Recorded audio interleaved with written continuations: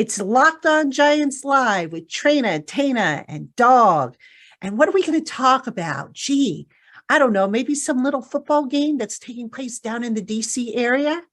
That and more, including your questions, coming up next. You are Locked On Giants, your daily New York Giants podcast.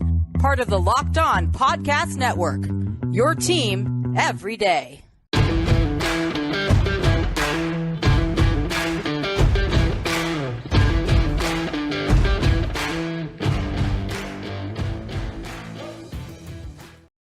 What is up, everybody? Welcome to Locked On Giants Live. You got Traina, Tainah, and the Dog here on a Thursday night. Well, and they are wearing their sunglasses.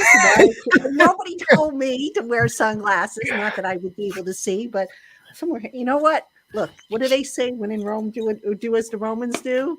So you know what? I'm going to lose for now because I won't be able to see questions, but there we go. There we go. There we go. We got the mojo working. We got the mojo working. We need it. Coming out of this, you know, granted, I cannot see my screen, but so I may have to switch back. But you can switch back. You got comments to it. You can switch back. Yes, I do have. But I figure, you know, when it, but listen, you know what? We'll talk a little bit about the game, then I'll switch back when we get the comments. How's that? That works. That works. Okay, so that works. All right, everybody. Welcome to Locked On Giants Live, and guys. I don't know if you want to spend any time on last week, but I have to say one thing. I've got to get one thing off my chest about last week's game. And you can agree or disagree with me. That's fine. You know, I see everybody saying, oh my God, the Eagles, you know, the Giants are nowhere near the Eagles, blah, blah, blah. This is how bad they are. Do I need to remind everybody that the Giants are in year one of the rebuild under Joe Schoen and Brian Daboll? The Eagles, meanwhile, are on year 3 of their rebuild? Mm-hmm. Guys, gals, it's going to take time for this squad to get together, to get its act together. Give Schoen and Daboll another offseason. You know, they're going to have a healthy cap situation. They're going to have, 11 draft picks or something like that. We're going to get there. Yep. It's going to take time. But for everybody who was, wringing their hands saying, oh, my God, the Giants were so outclassed, blah, blah, blah.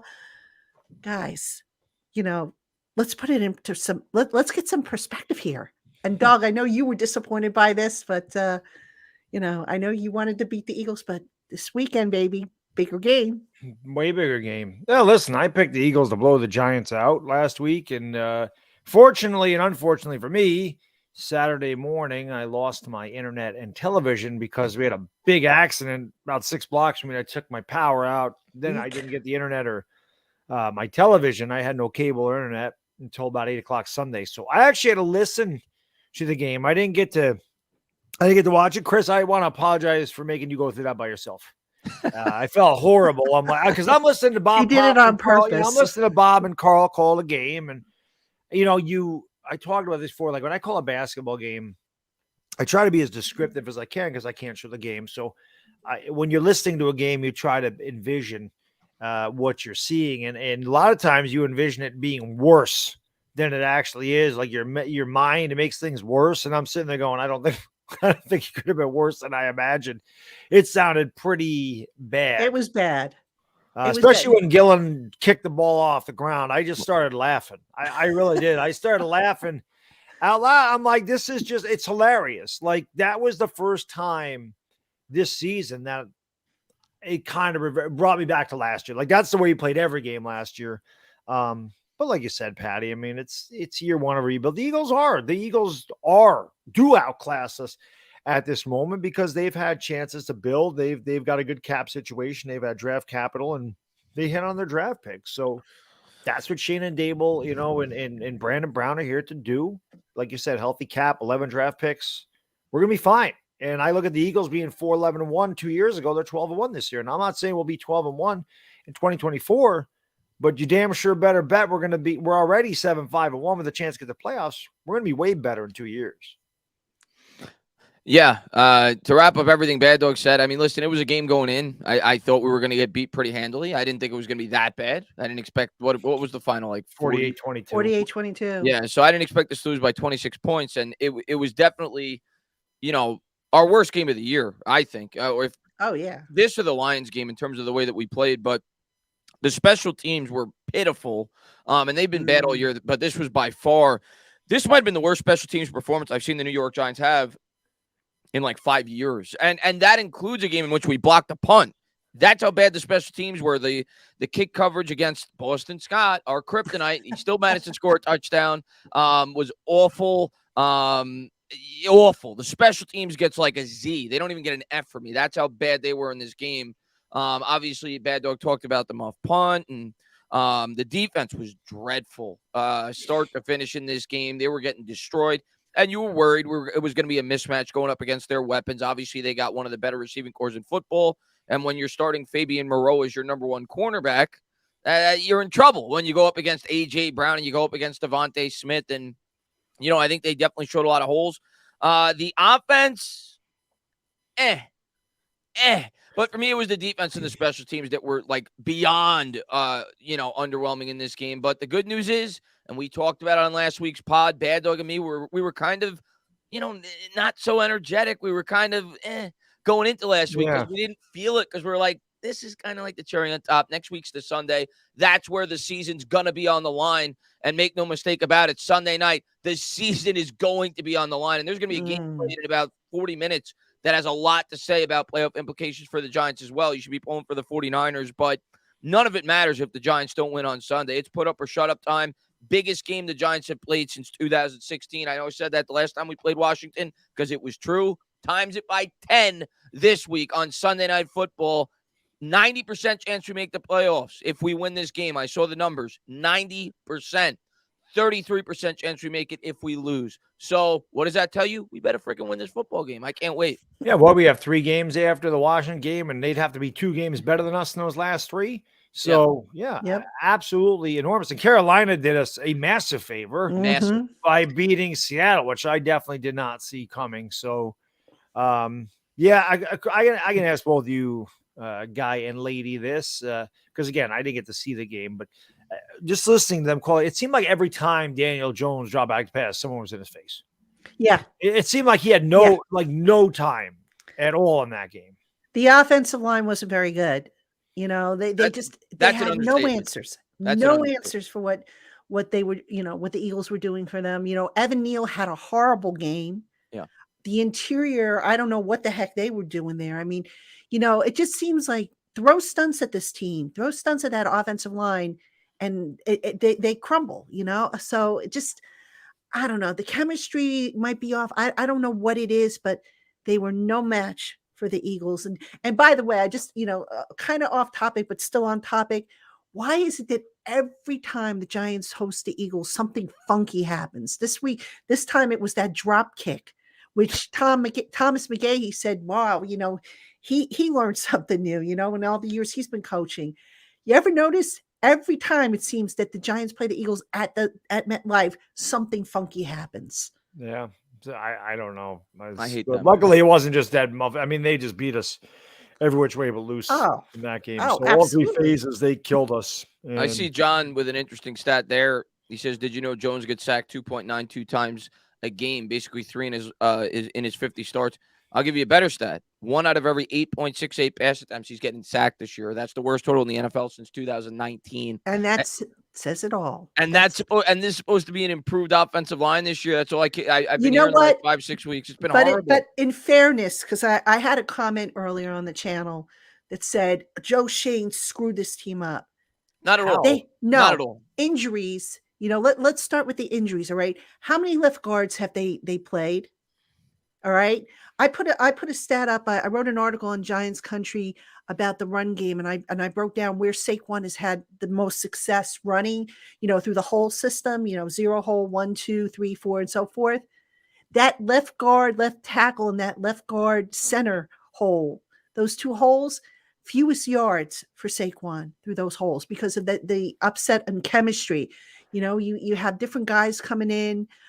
Feliciano has missed a game. Evan Neal missed a few games.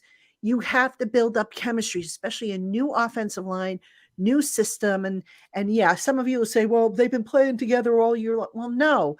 Look at what happened. They lost Bredesen in week 7. They were supposed to have Lemieux in there. that's what they've got to address here. They wanted Azudu to be ready. He's been dealing with a neck. Who knows if he's going to be able to play the rest of the year. So chemistry, folks, chemistry. And then the second level blocking has been atrocious, especially for the run game. You want to look at why the run game has suffered. Look at the second level blocking, which I think was ranked something like 29th, according to Football Outsiders. Can I ask how anybody in the right mind would say Joe Shane screwed up this team that is 7-5-1, and this is the same team that hadn't spent one day above 500 in the last 5 years? We have been above 500 every single week this year. Mm-hmm. He came into a situation where he had no time to scout, bring his own scouts in here to scout the players he wanted. He had zero cap space, and he was stuck with like I said, a team that won 22 games in the last 5 years. And if we win on Sunday night, this is a team that most likely is going to the playoffs. How the hell did he screw this up? Did he screw it up because that person wanted the Giants to win 2 games and have the first pick of the draft? Because if that's the case, then yeah, you screwed it up for you.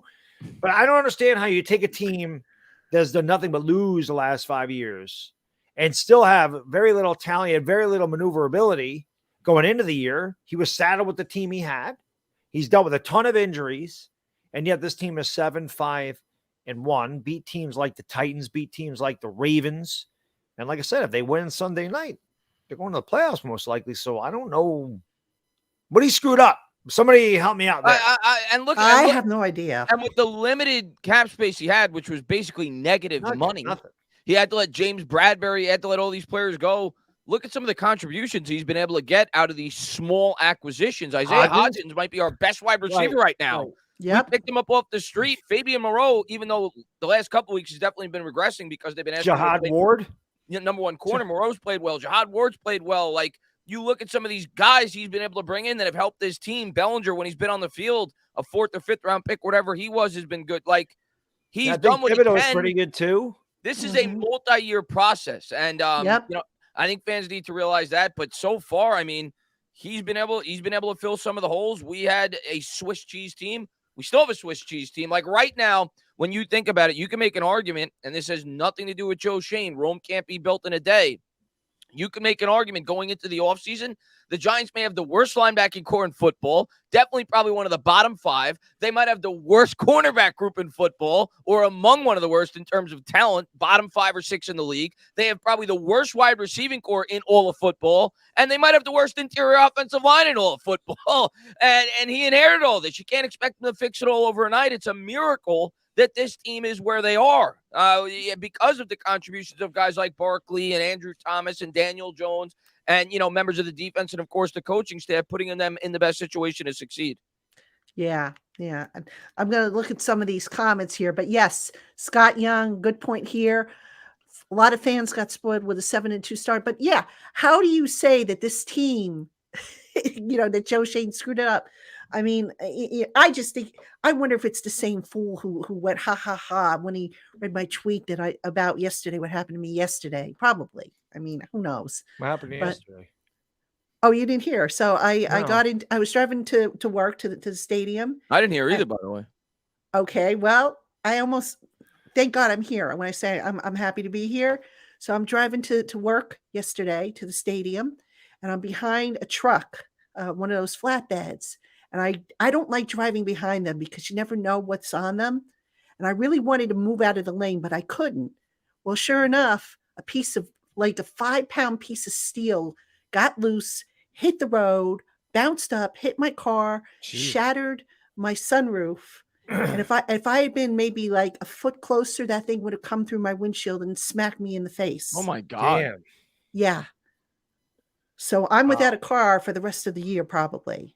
Have to use my husband's car. Oh, that sucks. I'm sorry to hear that. That sucks. I mean, look, the car can be fixed, and I'm not going to say, I'm not going to lie. I was shaken by it. I was shaken today. And my husband, God bless him, he's like, got to go to the doctor. He says, I'll drive you to the doctor. He says, I know you don't like to drive in the rain. And so he took me where I had to go today. But tomorrow I'm going to take his car, and I've got stuff to do. So. But yeah, that's what happened to me yesterday. So I don't like driving. I'm sorry to hear that. I had no idea. Yeah, sorry. Yeah, but I had one fool on Twitter just go ha ha ha. That's. Are you kidding me? No, go look at my timeline. You'll see. I even said, I hope, I responded. I said, I hope someone you love never gets into a car accident. No, the problem is they probably don't have anybody to love. Probably. So it's probably why they act like that. Probably. That's what a lot of social media is. What a lot of those people are, man. They don't have anything. Like, I love when people come in, say things to me. Oh, you suck. You're an ass. Without, the common things. I'm just thinking to myself, listen, man, you're mad at yourself. You're not mad at me. You don't know me. That anger coming through the screen, that you're mad at yourself. You're not mad. Yes. So that's the way I always look at it. Someone's going to insult me for no reason. Like, hey, you know what? I have thick skin. I learned, I don't take things personally, but that was kind of like, that wasn't called for us. But anyway, now. What a jerk. Yeah. So, but besides, I know a guy who knows a guy. And I'm joking. I'm sure it wasn't the same guy, but just, I was kind of. I know a guy that makes cement shoes. We got it. That's good. Between you and license plate guy's like, get me the license plate number. Yeah, there you go. No, I'm good, guys. I mean, look, I'll shake it off, and I got to eventually go back to work, right? So, I mean, I'll get a rental car, and I'll be fine. I just have to wait till Monday to get everything squared away. But anyway, let's talk about Sunday. How are we feeling about Sunday, guys? Sunday night. I'm feeling good. I do. Why? Yeah. Why are you feeling good? Yeah. I just do. I just have a feeling. I have a feeling. I think it's best that they got beat up the way they did against Philadelphia. I think sometimes you need one of those to maybe, it's a long season. And I'm not saying the Giants believe their own hype, because they've been in a funk for like the last month. They haven't won a game in a month. But sometimes I think a good kick in the ass is what somebody needs. And it's not just football. I mean, sometimes you just kind of get a rut. You're just whatever, you're just kind of going along, and you're just kind of, I don't want to say they lose interest or whatever. It's just a long season. And sometimes you need a wake-up call. Sometimes you need to be humiliated or embarrassed. Sometimes you need to get a little mad, a little ticked off. Yeah. And I think even Dexter Lawrence said, we got to do better. Like, everybody's got to do better. Everybody's got to do their job. Because that's what I feel like the Giants did at the beginning of the year. They all did their job. Mm-hmm. And they didn't worry about what other people were doing. And I'm not saying that they're doing that now. Mm-hmm. But we match up well with Washington. We should have beat Washington the last time we played them. And if it wasn't for a stupid taunting penalty, we would have won that game. And I don't know. Saquon Barkley says he feels good. Daniel Jones always has good games against Washington. I don't know. I just got a good feeling. I have a feeling. So you're not worried about and Kayvon Thibodeau are going to wreak havoc, and Taylor Heineke is going to turn it over a couple times. So you're not worried about the fact that the Giants just don't perform well in primetime games, and they're 0-9 with Daniel Jones as a starter. Means nothing. Means nothing. That's in the past. Forget about it. But I want you to share with the chat. I want you to share with the chat what I just shared with you, Patricia. And you tell me, I'm going to play this video for you in the chat. You tell me you don't get the vibes that Saquon Barkley feels like he's got a little something special in the tank for this game. All right, here we go. I'm going to share this one here. This came out today. Did Debo offer you a rest day yesterday? Huh? Did he offer you a rest day yesterday? Or Nah, I was out there. I had like my best practice, to be completely honest. But yesterday was your best practice? Yeah, to be honest. So I just meant, did he say, hey, like, I'm giving some guys rest if you want one? I was just I mean, there's a time and place for it. Everybody throughout the season, there's vet days, and sometimes some guys need it. And I guess alluding back to the question when you asked me how my body feel, one of you guys asked me how my body feel, and I said I feel pretty good. And like I said, so I did. We don't usually see those highlights. But I was out there. I think Saquon's feeling good this week. You know what? Bravo, Saquon, for not taking a rest day. Yeah. Bravo. And I'm not, that's not to knock the guys that did, because I still think they're banged up. I think Dexter Lawrence, Julian Love are dealing with little, bumps and bruises and stuff. So, if that's why they took a rest day, fine. But bravo to Saquon, because they've been working him really hard. Now, last week he got a little bit of a break, but they've been working him hard all year long. And for him to say, you know what, this is on the line. I'm going to be out there. I've got to practice. I want to be ready. And that was a big concern I had. I'm going to be honest with you. Coming in to this week, one of the questions I asked, as part of my storylines to watch is how would the Giants respond after their butt kicking that they suffered at the hands of the Eagles? Would they mope? Would they be down? Or would they come in ticked off, saying, you know what? I'm going to spend extra time in the office, extra time lifting weights, watching film, staying after practice, working with the jug machine, the coaches, whatever. How would they respond? And so far, they have responded the right way, the way that you would expect them to respond after that butt kicking. Yeah, I mean, so you obviously have a much closer look to the team than we do, but everything that I've been hearing, the videos I've been watching, Kayvon had some really telling several players have come out and Jihad Ward, what he had to say. I read what he very, very, very adult language, a lot of it expletives, but where was that? I got to see that. That's my type of language. Yeah, he I'm not gonna say it, but he was. Yeah, he's into it. He said it's time to show up this week. So good. He know that the players know how much this game means, and it really does make you feel.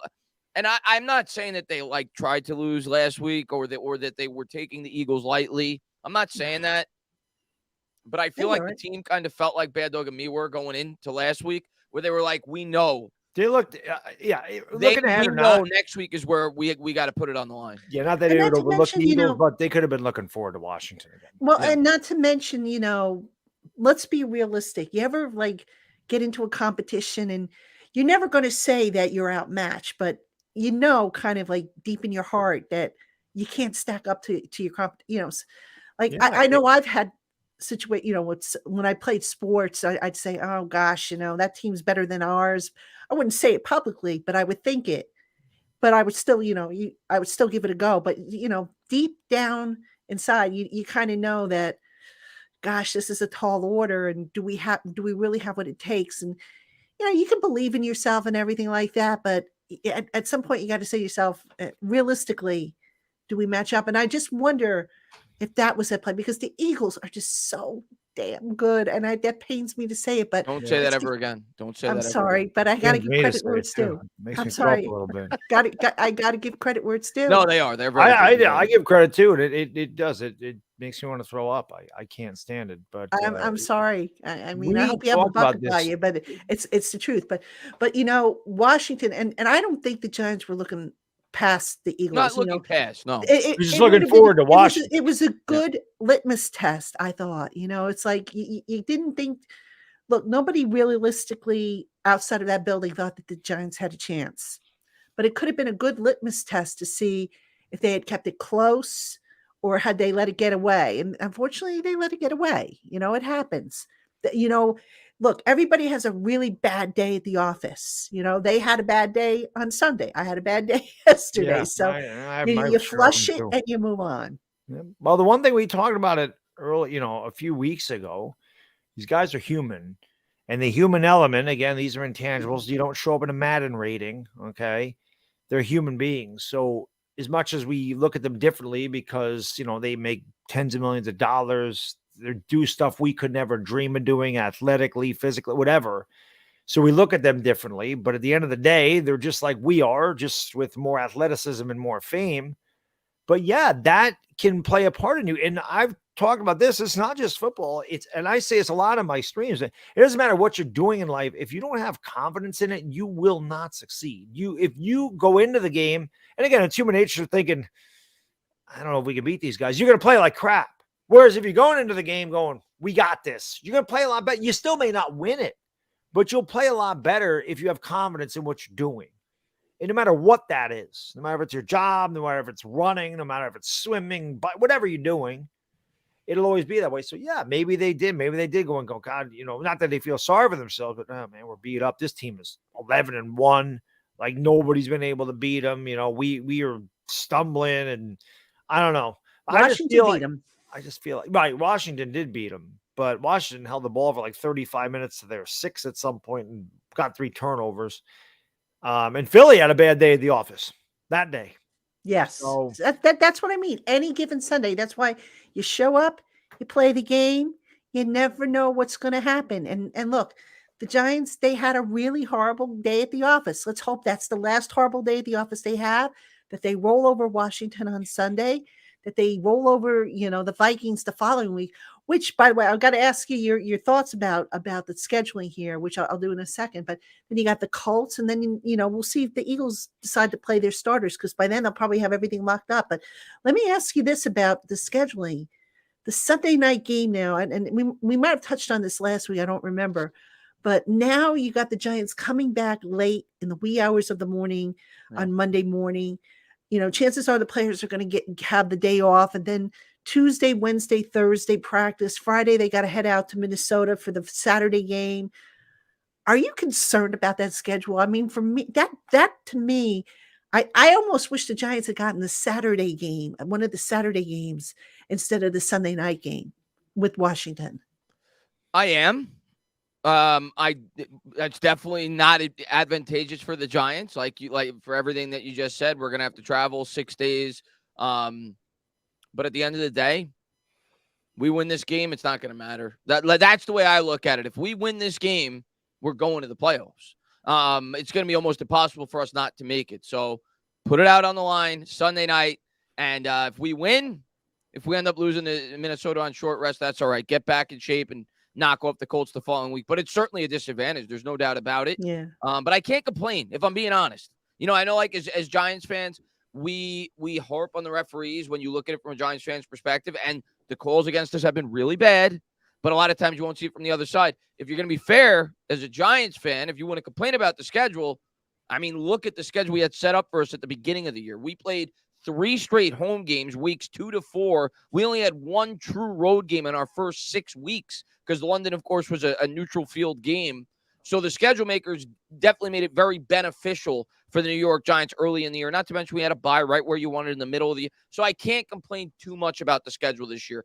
Is this a disadvantage? Yeah.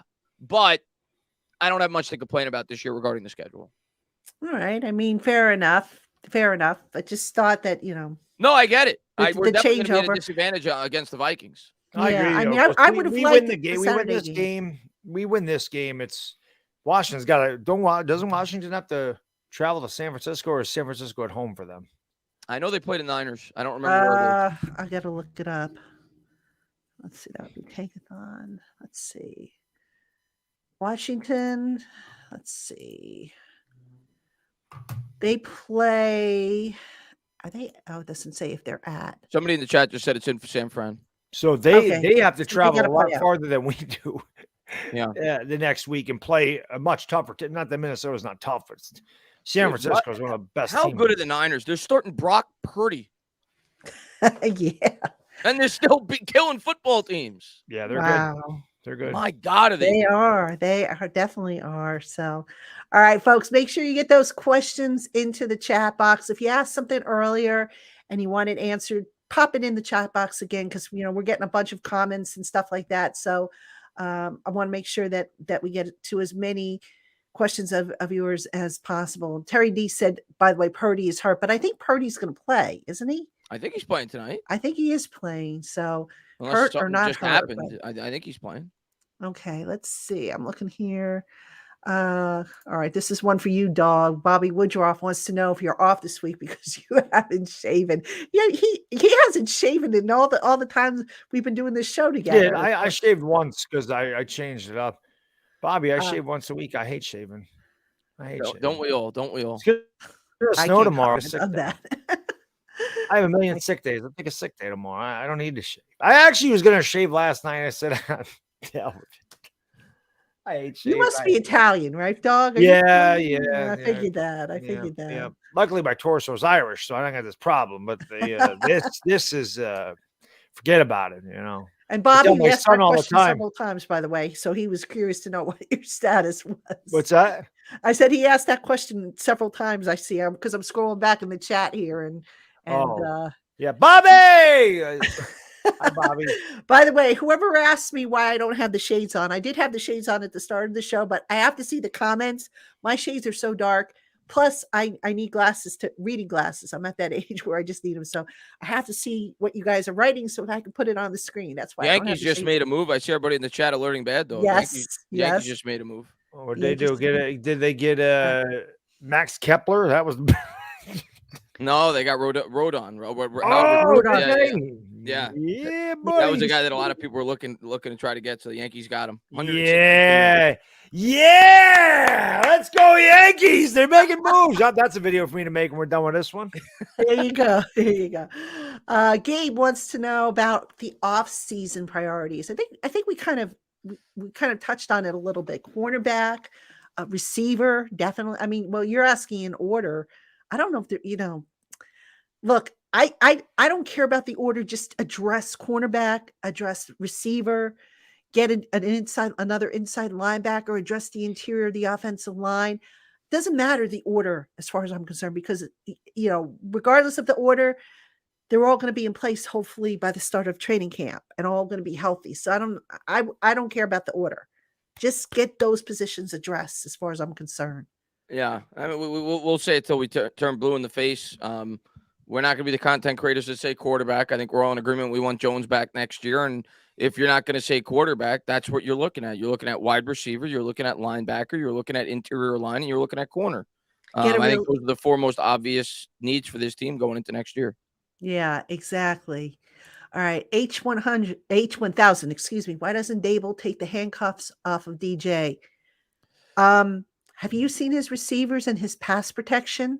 Well, I want to talk about this. Not just DJ specifically, even more so Mike Kafka, because I've seen on Twitter, it just feels like it's been a talking point because you have it's from both sides. You have fans who want them to open it up because they want to see what they have in Daniel Jones that don't like Daniel Jones, and then you have Daniel Jones supporters who try to make Kafka look bad and make him be.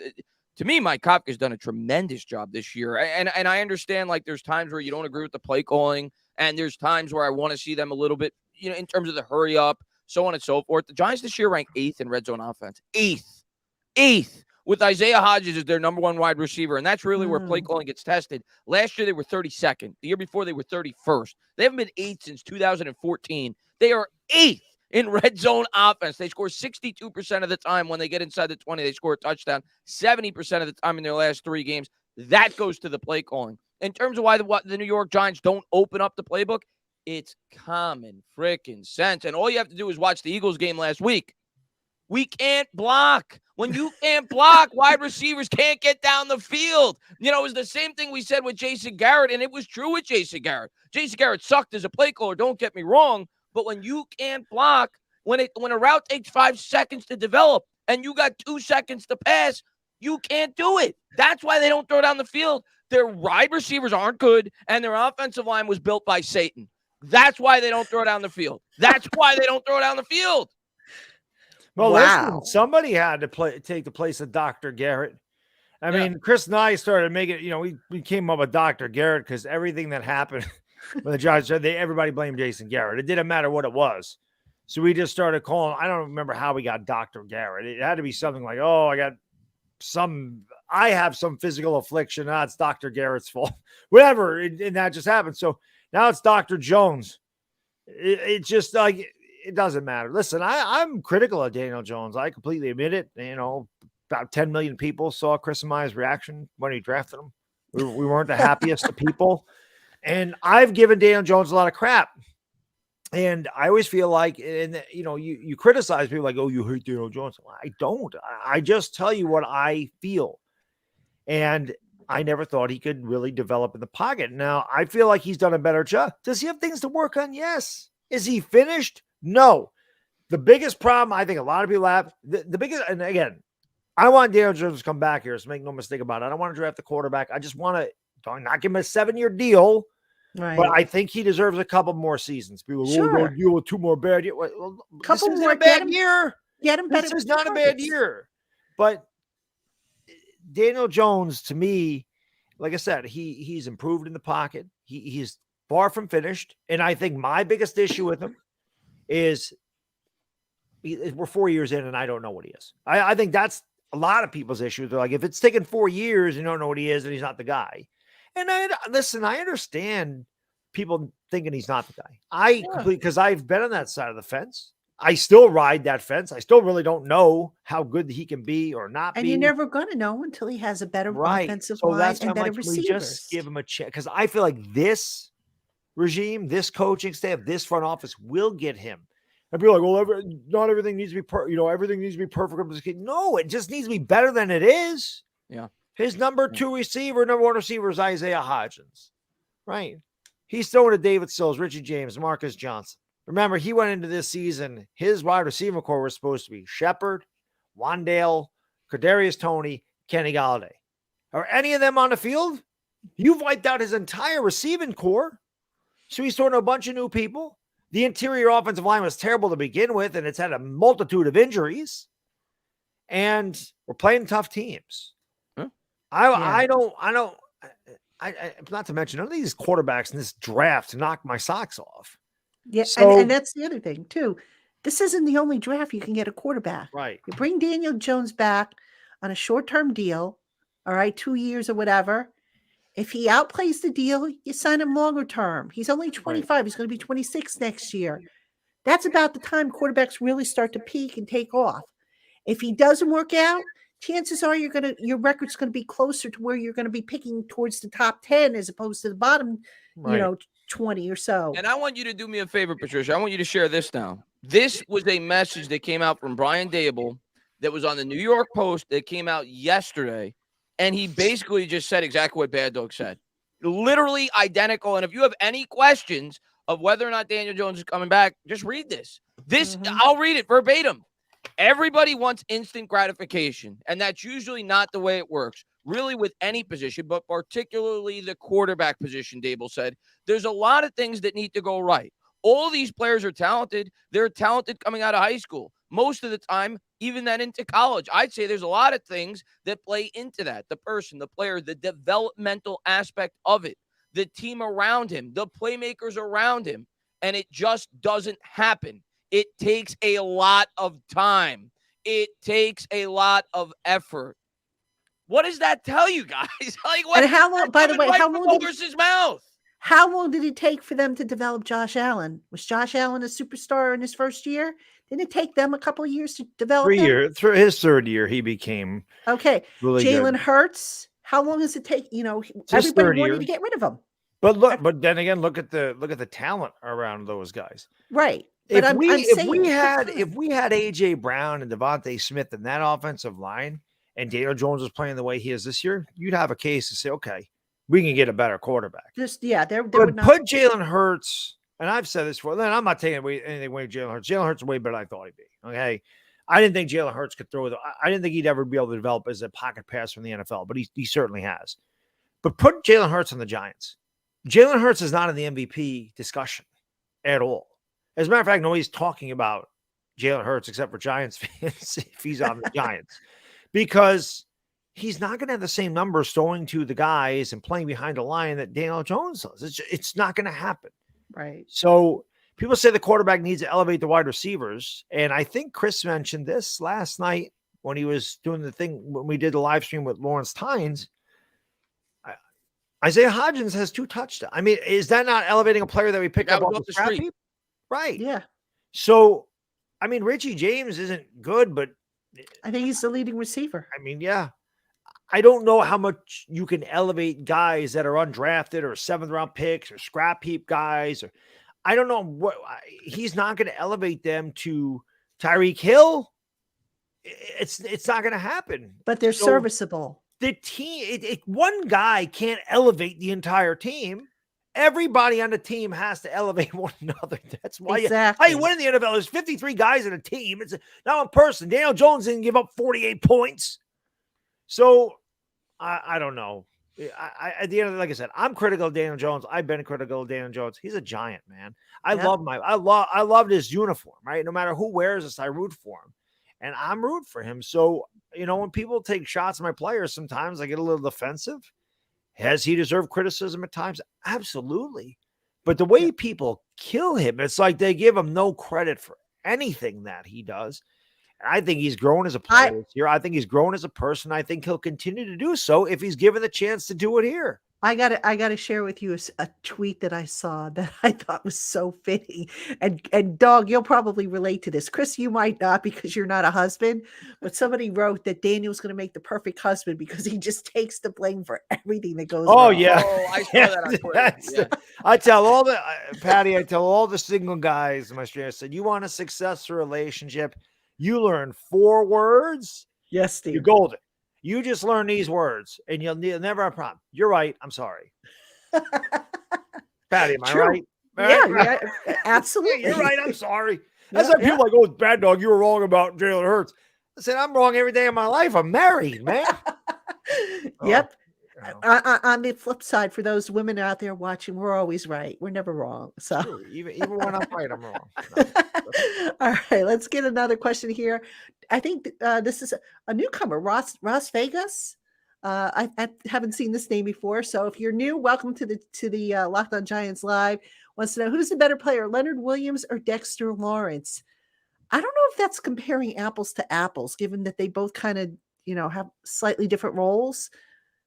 I would say they're both important. I mean, the dynamic duo is kind of like, you can't have Batman without Robin, I think. I mean, Right. I don't know.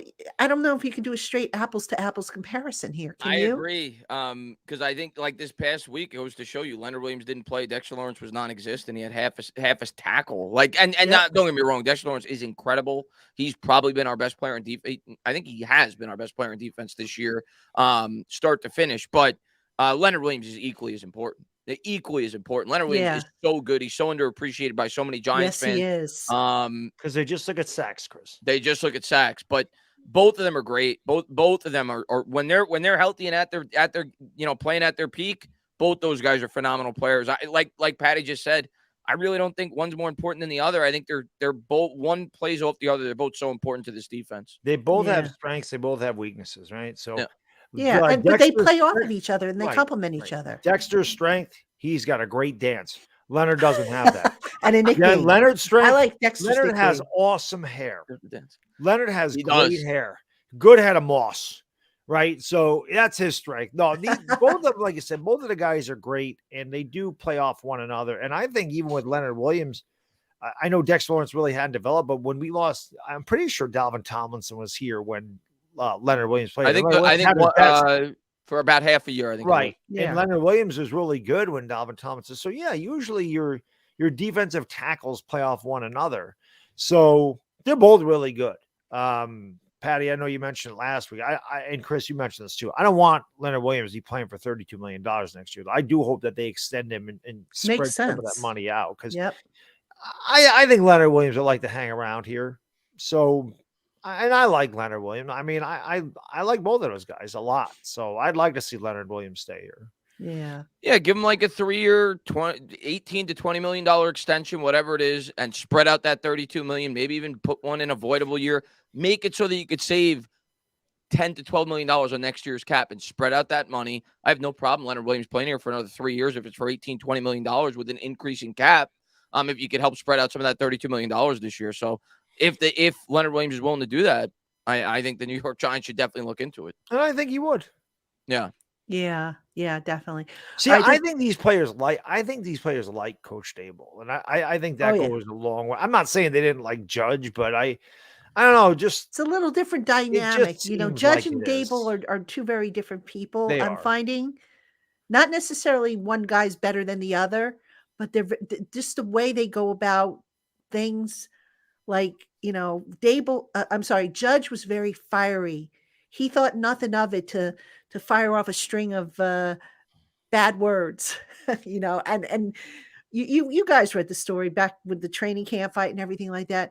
Dable's fiery too, and he'll direct bad language, I think, more towards the situation than to the person, if that makes any sense. Yep. So, you have a bad pun. Judge might, cuss out Jamie Gillen till, embarrassing a sailor for all we know. Whereas Dable will cuss out the fact that the punt happened or the bad punt happened. You know what I mean? So, two very different styles. And, I think both of them at the end of the day wanted to do what was best for the franchise. They wanted to protect the players. they wanted to build up the camaraderie. Hey, my door is always open. It's just it's just when you sit down at the end of the day and say to yourself, okay, which guy would I rather have a beer with? I think most people might pick Dable over Judge. That's not a knock on Judge. I like Judge. I like Judge too. But I thought at times he was a little too scripted, a little too, like the ironic thing, though, Patty, as you say that, the ironic thing is, remember at the end when Judge got fired, he had the beer party. He had all the beer delivered to his house. That's why I wouldn't want to have a beer with Joe Judge. The guy drinks Coors Light. The hell is that? I ain't drinking a beer with a dude that's drinking a Coors Light. I know nothing about beer, so I'll take your word for it. Come on, get you a nice porter or a nice pale ale, like a good beer.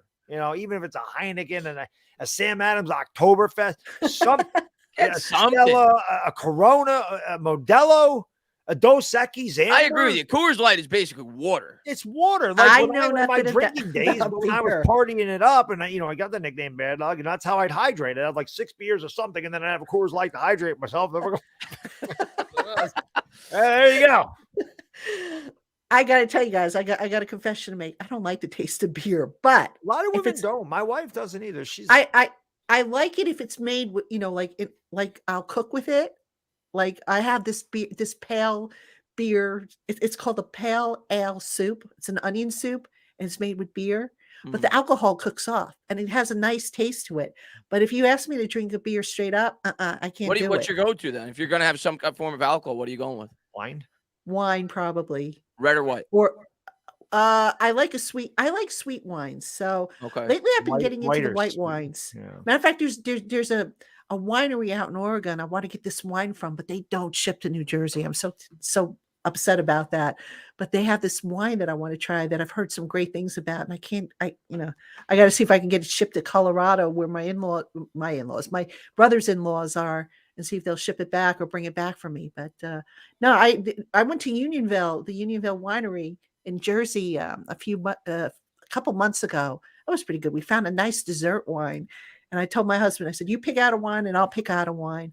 We ended up picking out the same wines, which was funny. I mean, of course, what I pick out, he's going to like.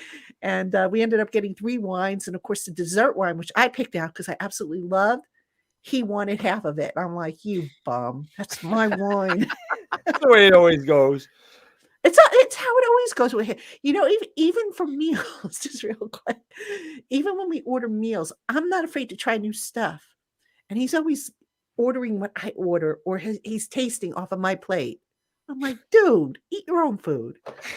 I don't know. Maybe I don't know. But anyway. I don't mean to interrupt. I saw a couple people ask me on Twitter. Somebody asked, is Chris or Bad Dog doing the show today? We're going to wait. We're going to actually do it on Sunday because the Giants play Sunday night. So I texted Bad Dog like an hour before we did the show tonight. I'm like, let's just do it Sunday. Let's do it like 2 or 3 o'clock, do a midday show, get people amped up for the game. So we'll be live on my channel for that at like 2 or 3 o'clock for a couple of hours. So I'll be live on my channel for the game. Maybe I'll pop in then. Yeah. Maybe I'll pop in. Let's hope. And this time I can wear the glasses because I won't have to look at anything. But anyway. Let's hope I have my powers. I'm supposed to get a bunch of snow here tomorrow. I know the weather's atrocious. Up here, yeah, we get snow. Down there, you guys are getting rain. But we have rain, so yeah, we're getting hammered. 6 to 12 inches of snow. We just had 5 inches of snow here last week. All right, Gabe wants to know: do you guys think Adoree is reliable as a cornerback 1? Do you think they go out and sign someone on the market to be cornerback 2, someone like Marcus Peters, who would be good to know Wink's system? First question, I think Adoree's fine. I mean, he was playing really well before his injury. For cornerback 2, I don't know. I think they would have to draft somebody, I would think. No, because I don't think Aaron Robinson is a good fit for the outside. I'd like to see Aaron Robinson more in the slot. That's what I think he was originally drafted to do. And just because of what happened with Bradbury, they figured, okay, he's got the size. Let's put him out there on the outside. And I don't know. I just didn't like that experiment at all. So maybe worse than Darnay Holmes. Yeah. My answer to him about Adoree is I think Adoree is okay as the cornerback 1 next year. I don't think he's the long-term answer as the cornerback 1. I matter of fact, I wouldn't be surprised if Adoree's off the team after 2023. He's going to be on the team because of the cap. Because of the cap. But Yeah, I think he'll be the cornerback one next year, even if we draft the first round corner, which we certainly could, depending on what we do in free agency. If we trade for an established wide receiver, I think that's clearly a big need of this team is the cornerback opposite of Dorian. You could certainly argue we may need two cornerbacks long term, depending on what Flott may develop into and Aaron Robinson may develop into. So yeah, I think next year Adoree will be the number one, but I don't think he's the answer long term. I think as the number one corner, I think they're going to draft if not this year, very soon they're going to draft the first round cornerback, and that'll be your cornerback one. Yeah, I think you're right. I definitely think you're right. All right, Jordan Samiti, who joins us after I think he's missed the last couple of shows because he's had obligations. Welcome back, Jordan. Good to see you. Why have the Giants gotten away from trying to give Barkley the ball in space? I feel like he's running up the gut with this line is not working. They really haven't gotten him too far away from giving him the ball in space. What you're probably seeing is a reduction in his workload. So maybe that's what's accentuating it. To me, the better question is why have they stopped with trying to pass the ball to him in space? Why have they stopped with the pre-snap motion and the wildcat and all the stuff that was working in the first half of the year? That's what I want to know. And that's an answer we just can't seem to get. It's like, oh, every week it's different, depends on the opponent, blah, blah, blah. Although I suspect part of a big chunk of that has to do with the offensive line. But yeah, I thought Barkley would be used a lot more as a receiver. And that just hasn't happened. And, the misdirections, we don't see a lot of that. All the stuff we saw in the beginning of the year, we're just not seeing now. I said that too. Maybe in my post-game video that I felt like Kafka was more creative at the beginning of the year, and now they've kind of reverted back to just it seems very bland. Maybe the passing of Barkley is the fact that our offensive linemen can't pull. The fact that we've gotten beat up on there, and these aren't the guys that we had a few weeks ago. Also, listen, Barkley's dropped a few passes. So he's dropped a lot of passes. Perhaps it's just a confidence thing, and they don't want to drop. I'm going to look up his drop total. 7. I know he's. I was curious at he dropped 7.8% of his passes thrown his way. Yeah. So just think Darius Slayton's dropped twice that much because he's like 15.6%. He leads the league. Yeah. I think that's his career. This year he's like 13%, but still it's bad. It's very bad. Yeah. And people wonder can blame Daniel Jones. Yeah. Yeah, exactly. No, you got to look at the adjusted pass rate for Daniel Jones. But let me see. Barkley has, I'm on Pro Football Focus now, 4 drops this year. And that's a lot. 8.7%, like you said. That's a lot. And he's 1 of 3 uncontested catch rate. So, but let's see, how many times has he been targeted? He's been targeted 51 times, 42 receptions, 4 drops. So still catching it at 82.4% rate. Not bad, but yeah, Pro Football Reference. Some of them have just been right in his hands though. And they're like, dude, you got to catch those. Yeah. He starts looking upfield before he catches. I mean, that happens to a lot of receivers. It's usually why they drop it. They start looking up the field before they secure the catch. Yeah. Yeah. But yes, the Darius Slayton, let me see what he's done. Almost 13%, I think. Yeah, I think he leads the team in drops, if I'm not mistaken.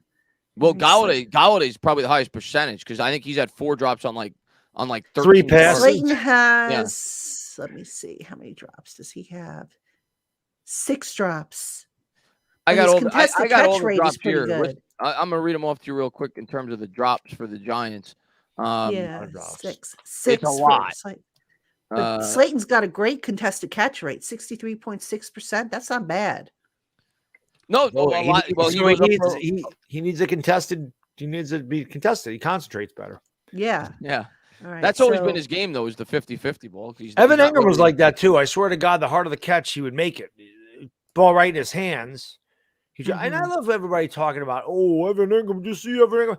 What did Evan Ingram do the entire year before he had the one big game? Yeah. Seriously. It's not like he was doing this all year. He wasn't doing a damn thing the entire season. He had one big game. All right, I got the drop list in front of me, Chris. So it's Slayton's got 6, Barkley 4, Marcus Johnson, Kenny Galladay, Sterling Shepard, and Wan'Dale Robinson each have 2. Kadarius Toney, who's no longer here, 1. Chris Myrick, 1. Matt Breida, 1. Sills, 1. And Richie James, 1. This according to Pro Football Focus. Yeah, and according to Pro Football Reference, Galladay has 4, and he's got a 40% drop rate and only 10 targets. Shepard has 3. Barkley has 4. Slayton has 7. So regardless of where you want to read it, it's a big problem for the Giants. Yeah. Big problem. Drop pass is absolutely big problem with the Giants is right. So, hey, listen, if the ball hits you in the hands, you got to catch it. It's that simple. So, All right, everybody, we are going to take our first break. Get your questions in. Just pop them in the chat box, and I'll scroll back a little bit, see what's there. We'll be right back in just a little bit. Hey, Giant fans, now that winter weather has kicked in here in the Northeast, you know how it can be so unpredictable, this weather. And with unpredictable weather, you need to have underwear that can handle any temperature or condition.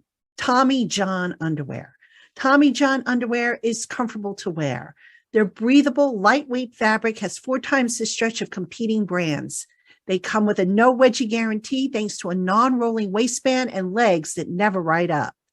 With over 17 million pairs sold, people love Tommy John underwear. That's why Tommy John doesn't have customers. They have fanatics. Plus, everything is backed by Tommy John's best pair you'll ever wear or it's free guarantee. Go to TommyJohn.com/lockedon right now to save 20% off your first order. Again, that's TommyJohn.com/lockedon for 20% off your first order. See site for details. Hey, Giant fans, thanks so much for making the LockedOn Giants podcast your first listen today. For your second listen, be sure to check out LockedOn Sports today. From the games that matter the most to the biggest stories in sports, go beyond the scoreboard and behind the scenes with local experts and insights only Locked On can provide. Locked On Sports today, available on this app, YouTube, and wherever you get your podcasts. All right, everybody, welcome back. Traina, Tainah, and Dog on Locked On Giants Live. 7. Oh man, I'm gonna go get myself some Tommy John underwear though. you talked me into it. I wear Tommy John underwear. My husband has it too. He likes it. He says it's good stuff. I don't know. See, I mean, it's funny. We're supposed to talk about our personal experience with it, but it's guy stuff. So yeah. So I get it. I give it to my husband. I say, "What do you think of it?" And he's like, "Oh, I like this stuff." It's I'm good. Like, okay. So anyway, it does what it's supposed to. It's all good. It's all good. We appreciate our sponsors. We love them. All right. Let's get back to some of these questions. This is a good one here from Cowboy Suck, who asked, I love that name. It's a great name. I knew you guys would like that. Does the money and years dictate Jones's situation, whether he starts or they draft another quarterback?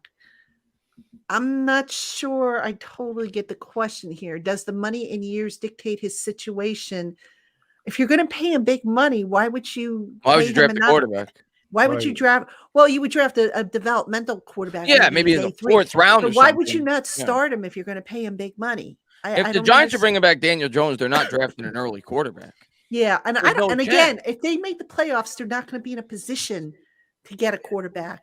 In that first. If Jones comes back you already have Tyrod Taylor under a $6 or $7 million deal. Like, he could serve that purpose if you want a guy that could man the fort for half a season, as while you wait for your rookie to get ready. So if Jones coming back, we're not drafting an early quarterback. There's no chance. Yeah. No, because you were not going to carry 3 quarterbacks in the roster, especially when you have all the holes that we have on this team. Like I said, maybe take a swing at a 4th round guy, but you're definitely not drafting one early if you're bringing back Jones. Yeah, I agree. And to that, speaking of quarterbacks, Adrian Gomez Ortega, I asked about the idea of signing Baker Mayfield a while back and got shot down. Do you still not like the idea of us picking him up? Nope. Baker could never. He wouldn't survive in New York. No, I don't want Baker here. He couldn't handle playing here. No way. No. He could not handle New York media. Nope. He wouldn't want to play here. New York media would crucify that guy, and he wouldn't be able to handle it. No, and not to mention they signed Tyrod Taylor to be the stopgap if something happens with Jones. Yeah, I really don't think they're going to go for Baker. I mean, for all we know, maybe the Rams keep Baker. Who knows? You They never could. know. Stafford. I mean, I don't know what Stafford's contract details are, I but mean, you never know. yeah. But by the way, good for Baker for bouncing back and having, I think he was the NFC Player of the Week, if I'm not mistaken. So good for him. All right, that was impressive. I mean, That he was was here it. for like It 2 was days. impressive. Yeah. And it goes to show you how good of a coach McVay is too. Yep. To be able to get that Yep. much out of a quarterback. Exactly. 2 days of him being in the facility. So hats off to them. Absolutely. All right. Paul Kuhn asked, what do you think will bring back some of Kafka's creativity? So many injuries, but I missed some early work this year. I'm going to tell you guys what I want to see this week from the offense. One thing I want to see. I'm not saying I want to see them take deep shots because I don't think they're capable of taking deep shots. Right. At least consistently. I just don't. But one thing that I think the Giants did relatively well earlier in the year, and it actually caught me by surprise early in the year when they did it, and it seemed like the offense just gelled better. I want to see a hurry-up offense. I want to see a no-huddle offense early in the game. I'm not saying you got to throw the ball over the yard, but just try to get into a flow. And it seemed like that worked early in the year when they did that in the first half of games. You could run the ball out of that, but I want to see them come out with a hurry-up and try to catch the defense maybe a little bit off guard. I thought they did that pretty well early in the year, and we haven't seen too much of that the last 4 or 5 weeks. So I would like to see that. Oh, that with the pre-snap motion, that's disappeared. The wildcat, the creative, and yes, injuries have played a part of it, but yes, try it. I mean, what do you got to lose and I think they did try it, if I'm not mistaken.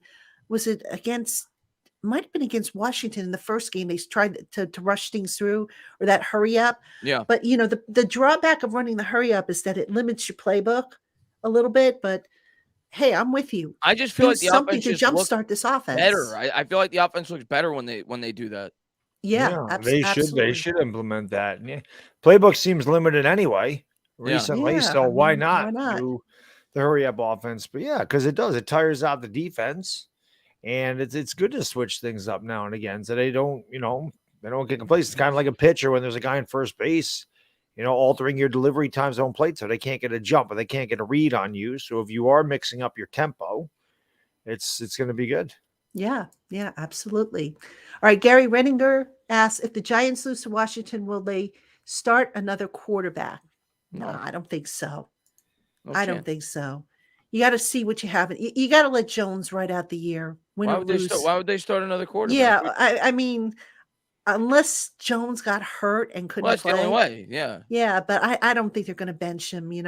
Yes, this is a do or die type of game for the Giants, but if they lose it, I don't think that means they're out of the playoffs. I don't think they're eliminated at that point. The road gets harder to get to the playoffs, but yeah, you don't sit Jones. I mean, unless he's hurt and can't play. I knew last week, like as soon as Taylor came, first off, he fumbled on his first play. Yeah, he did. And Jones, I think, has only fumbled twice all year. He fumbled on his first play, his first drop back when he got blindsided. But I knew he was going to probably score a touchdown because they were down by 30 points and in prevent defense, and he scored a garbage time touchdown.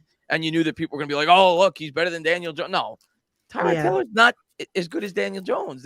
There's no reason to bench Daniel Jones. He's a better quarterback than Tyrod Taylor. Yeah. Not to mention, if they do plan on bringing Daniel Jones back, you'd want him to get as many snaps in the system so that he's farther ahead going into next year.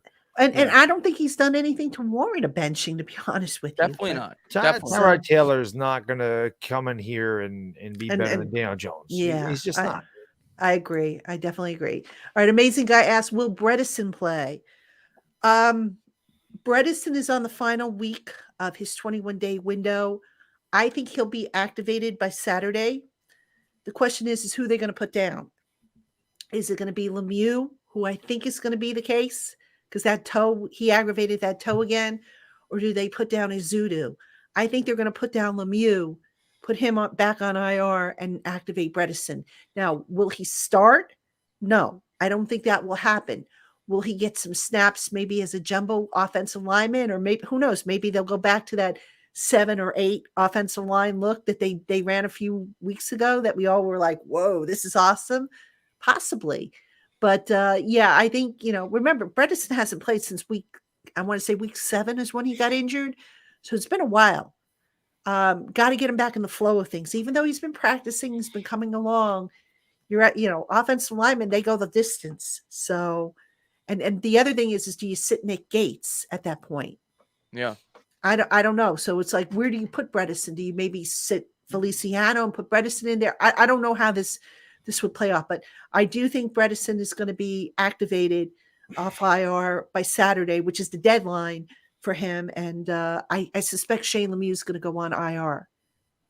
So let's see. Other question. All right. Here's. Oh, Timothy.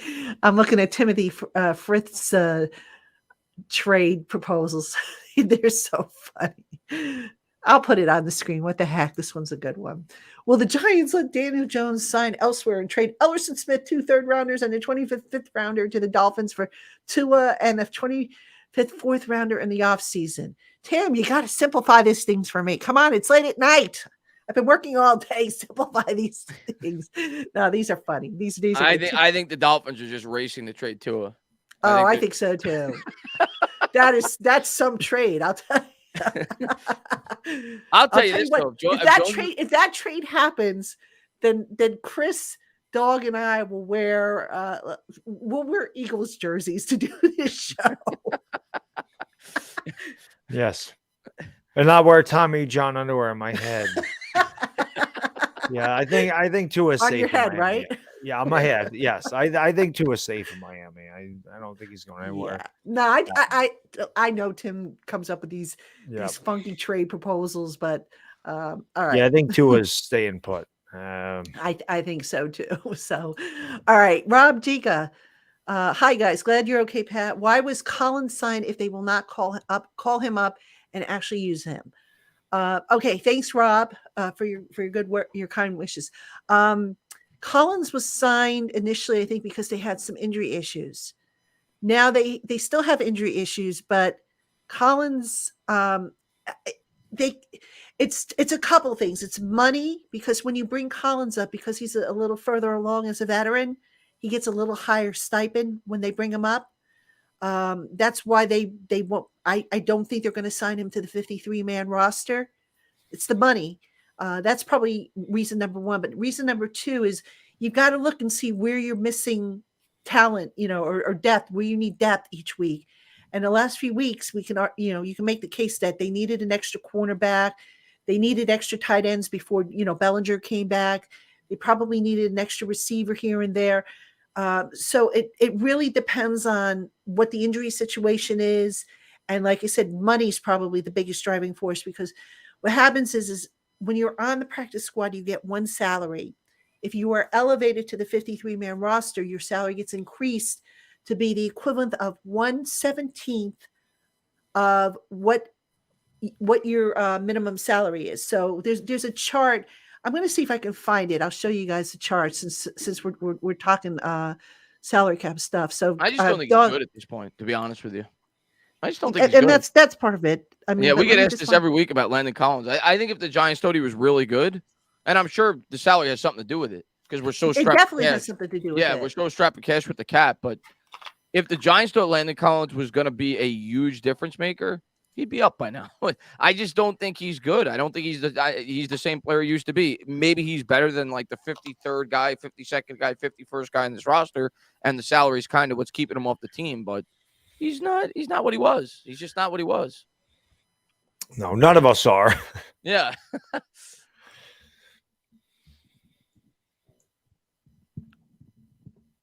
Patty Freeze there? No, I think she's looking up the contract. Oh, okay. Yeah, she's looking up the specifics with contract. Maybe that's why it froze. I think she's frozen, though. I think she's frozen. Oh, she is frozen. Yep. Patty's frozen. Frozen. That means we could take over the channel. We took over. Okay, I'm sorry. I can't share the screen because I don't have the bandwidth. Unfortunately, that means my husband's doing something. Oh, you're still frozen. No, I'm not. I'm here. There it goes. Now you're starting to move. You're starting to move. You're good. You're good. You froze there for a little bit. We lost you. You were literally locked on. But anyway, that's right. What is Collins? Oh, here we go. You were locked on LockedOn New York Giants. That's right. Now we can't hear you. Now we can't hear her. I'm going to start singing. Now she muted herself. She's yelling at. He did something with the internet. Oh. Yeah. I read lips. That was not nice. Let's hear Okay, it. can you hear me now? Yes. Yeah, you're good. You're good. You're good. Can you hear me?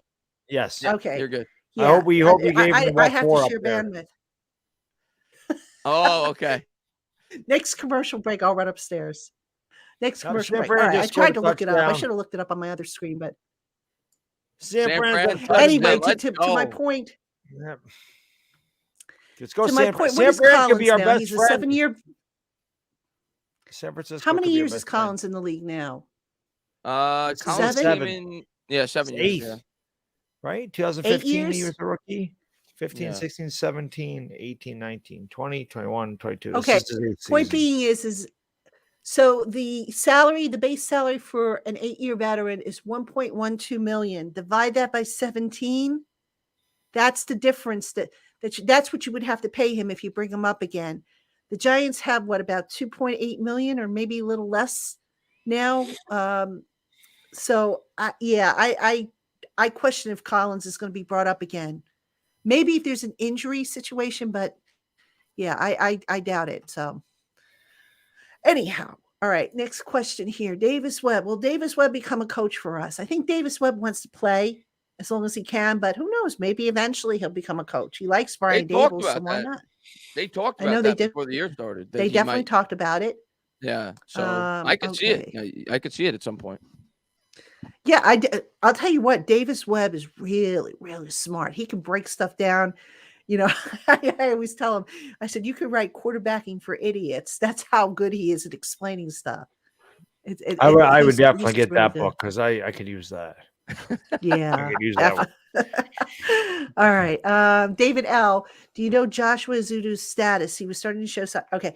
Joshua Azudu is still dealing with the neck, still not able to practice. They're being extra cautious with that neck. I don't know when or if he's going to return this year. I think they're hoping he returns, but as of right now, kind of status quo with him. A lot of neck injuries lately with this Yeah, team. there is. Barkley. Yeah. Leonard, Yeah. right? Yeah, a lot of neck injuries. So let's see. I want to put this up here from Gabe, who says Nick Gates needs to start at center. Gates is a hell of a center and could be the future at center for this team. John is not the future. All right. Yes, I agree that John Feliciano probably will not be on this team next year. He's only signed for a 1-year deal. But here's the thing. Do we know for sure Nick will be back next year? Is it possible that Nick might want to get himself a nice payday someplace? He's a free agent. Yep. He's a free agent. And what's to say he won't outprice himself? And Shane might say, you know what? Okay, I'm going to go and draft a center then, if that's how you feel. I don't So think I like Nick Gates. I don't think he's going to have much of a market, if I'm being honest. Coming off the injury, maybe not. You know, you saw Will Hernandez got. I mean, and I'm not Will Hernandez. I'm not saying he's even as good as Gates, but Will Hernandez got next to nothing, right, with Arizona. I don't know. We'll see. But yeah, if Gates, when I think didn't he get a veteran minimum or something? He got like $1 million or something like that. Yeah, And definitely. I didn't even know Will Hernandez was still in the league. Yeah, he's starting for Arizona. But if you could bring Gates back for $1 million or $2 million, I think you'd do it. I'm guessing that's around what his market's going to be. Oh, Gino just got rocked. Gino got rocked? Yeah, he fumbled, but Seattle got it back. San Francisco could be our best friend. Okay. Seattle, Washington. Yeah. And I'm not talking about Seattle, Washington. I'm talking about Seattle and then Washington. But yes, they play them back. Keep winning, San Francisco. Help us out. All right. Fabian wants to know, do you guys believe DJ has a market? You know what? I could see him having a market. No, absolutely. Definitely. How many? I absolutely could see him. Yeah. I mean, didn't we go through we did this exercise maybe a few weeks ago, so let's do it again. Who's going to need quarterbacks next year? You figure Carolina, maybe Carolina, Houston, Jets, Falcons, Colts, Washington, Bucks, maybe if Brady retires. Even if he's not, he's going to retire very soon. Be Green Bay. I don't know about Green Bay. Or Jordan Love looks good. Yeah, even the Saints, possibly the Raiders, Saints. There's a lot of teams. There's a lot, that could need a quarterback. And the other thing, like people say, I was talking with Lawrence last night on my show, and people are like, you can't give Daniel Jones $20 or $25 million a year. Look at the market for quarterbacks. You know how many quarterbacks? Kyler Murray just got $46 million a year. Do you know how many quarterbacks? I looked it up today because I was curious. Do you know how many quarterbacks in the NFL right now are making an average salary of $25 million or more a year? 15. And that doesn't include Jimmy Garoppolo and Geno Smith, who probably will sign for that as well. So what about Jalen Hurts? Or is he going to sign for? Well, he's going to get an extension. So that's 18. And the other, like, out of the 14 remaining quarterbacks who are not going to be making that, if you exclude Daniel Jones, probably 11 of them are on a rookie salary. So if Daniel Jones is going to get a short-term commitment from the Giants, it's going to be in that ballpark, $20 to $25 million. And Patricia, contracts as well as anybody. And, fans just see that number. And they're like, how could you give this guy $25 million, $75 million over 3 years? That's not the way it works against the cap. If the Giants sign Daniel Jones to 3 years, $75 million, you give him a roster bonus. You give him the guaranteed money. You structure it in a way it'll probably be 17 against the cap in his first year, maybe 19 against the cap in his.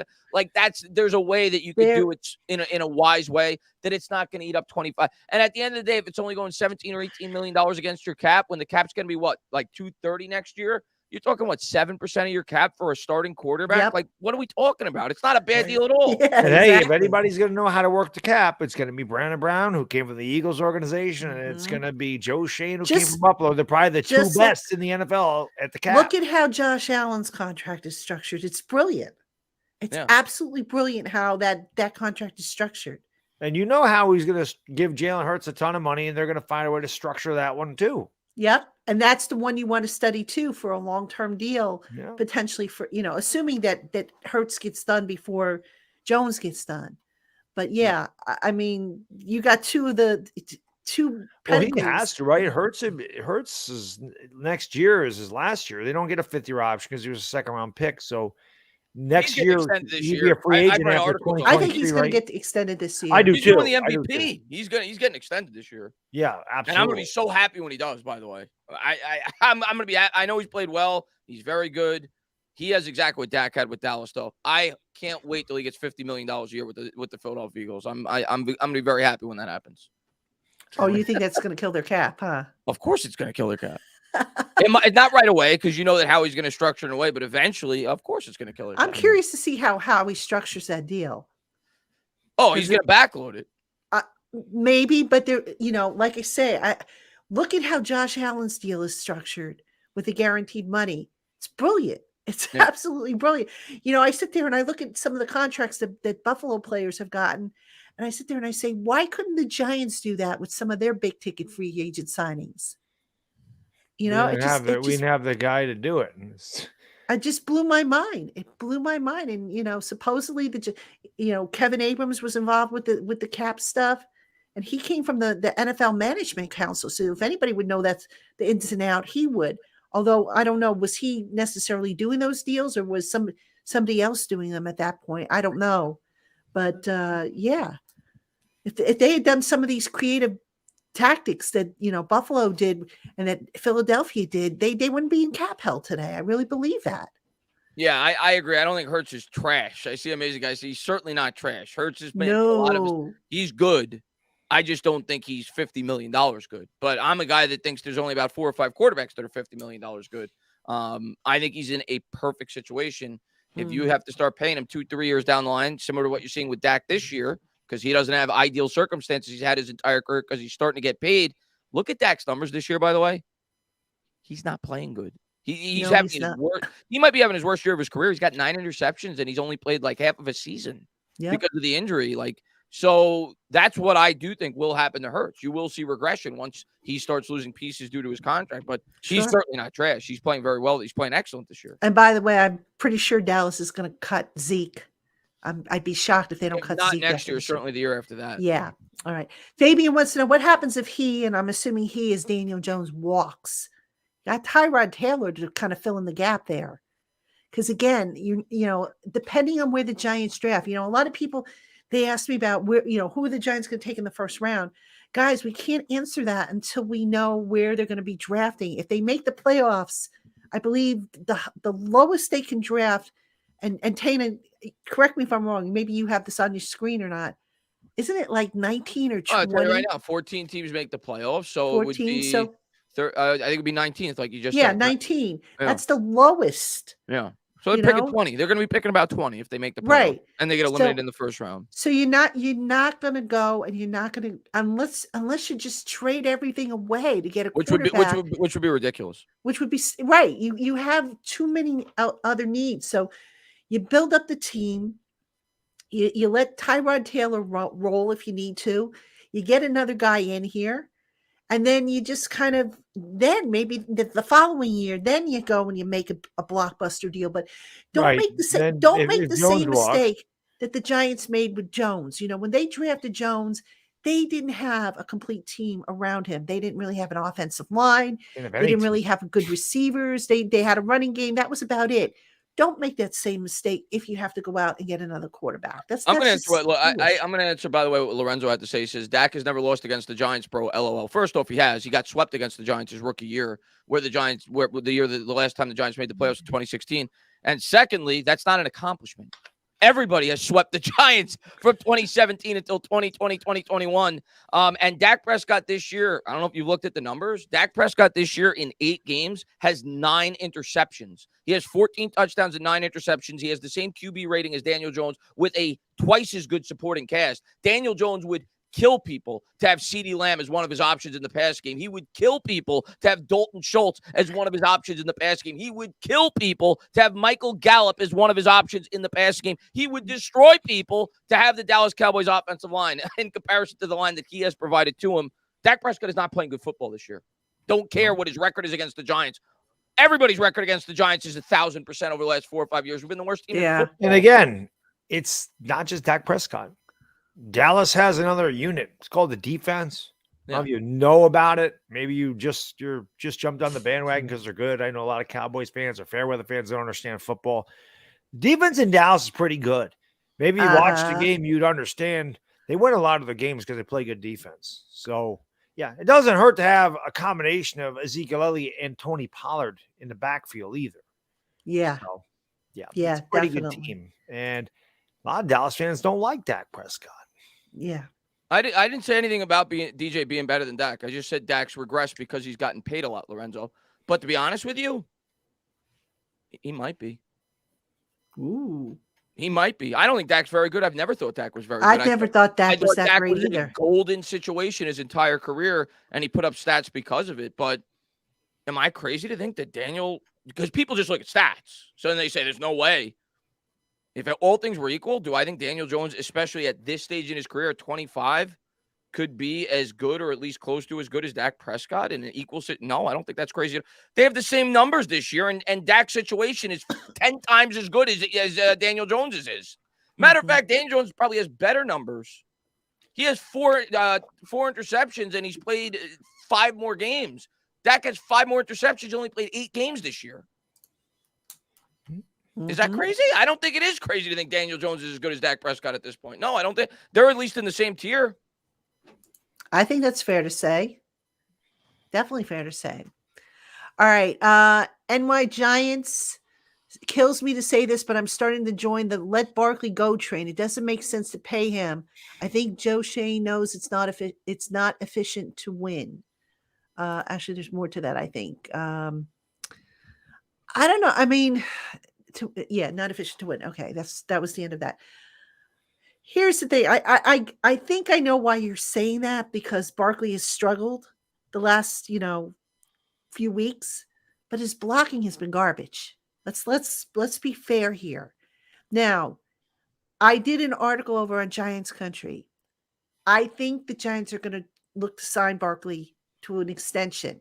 However, I would not pay him more than Christian McCaffrey.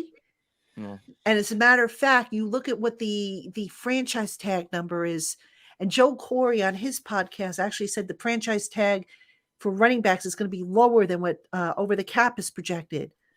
I would maybe look to pay him on the higher end, like around $12 million per year. I would not pay him 16. Now, again, there are things that they can do to make sure that Saquon is taken care of and his contract is competitive with Christian McCaffrey, starting with the guaranteed money percentage, which I think McCaffrey is under 50. So you give Barkley maybe 51, 52% guaranteed money. Roster bonuses will help. It'll help so you don't have to swell up the signing bonuses. So yeah, the incentives, if he finishes as the league leader in rushing yards, give him $1 million if you have to. There are things you can do to build up the number and that APY, that average per year, without blowing your entire cap. And then, having to suddenly, oh my God, we're going to have all this dead money hit the contract. But Barkley, to me, I think he gets a 4-year deal with an out after 3.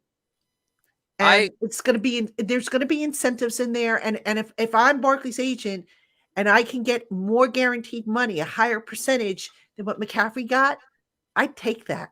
I hope you're right, because I would love to see Saquon Barkley here.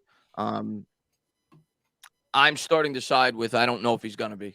I'm starting to side that way, that I think the Giants are going to tag him, but I could see it getting messy this offseason. It is going to get messy. Oh, there's no doubt. Yeah, because I don't think Joe Schoen is going to give in. I think Joe Schoen has a value for Barkley.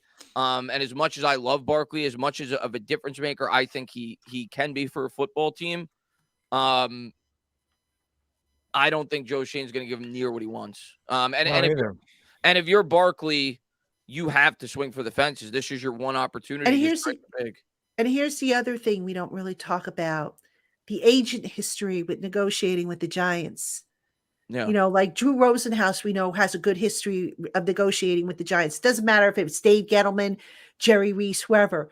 There's a relationship there. Tom Condon has a good relationship with the Giants. I think Barkley's agent, I want to say, is Kim Miali of Rock Nation. I don't know what kind of relationship she has with negotiating, but let's just put it this way. There are some agents, and I'm not saying Kim is one of them. I don't know this, but I do know over the years there have been some agents that the Giants, when it came to negotiations, let's just say it didn't go very far, So that's another factor that I think a lot of people don't talk about. Does the agent kind of understand the situation, or is the agent just shooting for the moon because they can? So look at this. I just did a video on pros and cons of keeping and releasing, reasons to keep Daniel Jones, Saquon Barkley, and reasons to let him go. My thing with Saquon Barkley, I think will go is this. I mean, Kansas City, when they won their Super Bowl, who was the running back? When Buffalo, is Devin Singletary a superstar? Did Tom Brady win all those Super Bowls with a superstar running back? No. Barry Sanders is the greatest running back I've ever seen. How many Super Bowls did Barry Sanders play in? How many Super Bowls did Adrian Peterson play in? None, right? Curtis Martin's another one. He never played in a Super Bowl. He was on the Patriots before that. I'm pretty sure. I don't think he was on the first Patriots team. I could be wrong about that. I thought he was. I thought he was a Jet by then. But there's a lot of really good running backs that have never played in a Super Bowl, and there's a lot of teams that win Super Bowls without great running backs. I love Brandon Jacobs. Was he a superstar? They had a good running game. You need a good running game to win football. You don't necessarily need a superstar running back. Ezekiel Elliott was a superstar for many years. And how many Super Bowls did he play in? So I love Saquon. One of my favorite players in the Giants. He's a really good kid. He's highly respected. He works hard. He's got a great attitude. I want him to stay here. But at the end of the day, there's so many holes here. And you don't build your team around running backs. It's just not the way the game is played. Right. This day and age. So if you can take the money you're going to give him, if he's looking for 16, 18 million a year, not getting it here. You're not going to be able to pay him that. And we can't afford it. If we were in a better situation, if we had the players like Philadelphia does, and we were kind of set up and had good wide receivers, then you could say, okay, and you had the money to sign them, yeah, but and Barkley's a difficult boom or bust type of runner. I mean, that's the other thing. Do you want to pay for a boom? And he's had an injury history. He's had a massive injury history. But that said, I mean, the argument for him is how many guys have his skill set?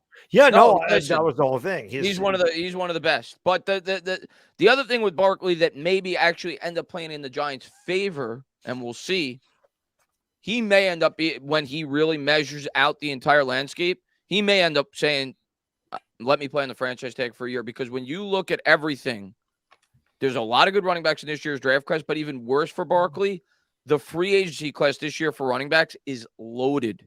And I don't think teams are going to be running. Josh Jacobs a free agent. Tony Pollard's a free agent. There's like 3 others that I can't remember off the top. There's like really good running backs this year that are free agents.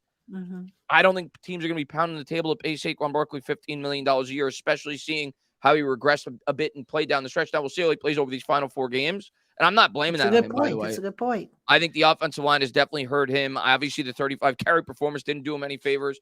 I still think Saquon Barkley is incredible. I think he's probably the most talented player on this football team. But I don't know how high his market's going to be. And Barkley may end up being ain't going to be 16 a year. I can tell you that. He may end up playing on the $12 million franchise tag. I'm sure he's going to try to demand a lot more from the Giants, but I don't think Joe Schoen's going to budge. Maybe they could come to an agreement in the middle where it could be like a 3-year, $32 million type deal where you could get out after 2. I think Schoen would be okay with that. I think he'd be fine with that. But I don't think the Giants are giving this guy $60 million over 4 years like Christian McCaffrey. I don't see it happening. The Giants are not in a place. Either. I'll be honest. Is Saquon as good as Christian McCaffrey overall? He's not. No. He's not. And I love Saquon, but I do too. But I mean, Christian McCaffrey's a better route runner. There's no doubt about it. Better catcher. He runs like a wide receiver. He does run wide receiver. Trust me, I'm watching him right now, and he's a stud. Yeah, the Barkley's not, but McCaffrey's just dynamic in every single aspect of the game. And you're right. Market's going to dictate. It's going to dictate. So if you're Saquon, maybe you do play on the franchise tag. I don't know. I mean, I don't think he will. I think he's going to want to get paid and be guaranteed, but he ain't getting 16 a year. I don't know that he gets, like I said, paying him about the average, the franchise tag amount, maybe a little bit more than that I could see, which is, if Joe Corey's correct, which I believe he is, he figured it would be around 10 million. So maybe pay him, I don't know, 11. I can live with that. Not 16.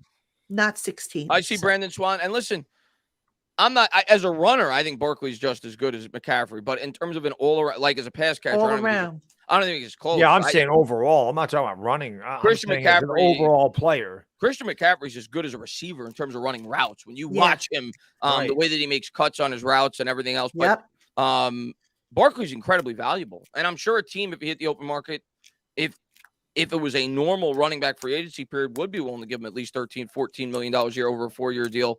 Giants aren't going to be that team, but because of the running back market, you may be able to get him back here for $11, $12 million a year on what a 3-year deal, which is essentially a 2-year commitment. And I think Schoen would do that. I think Schoen has identified Barkley as a guy that he wants to be a face of this team, a guy that's a leader in that locker room, but he's not going to commit 4 years to this guy. He's just not going to do it.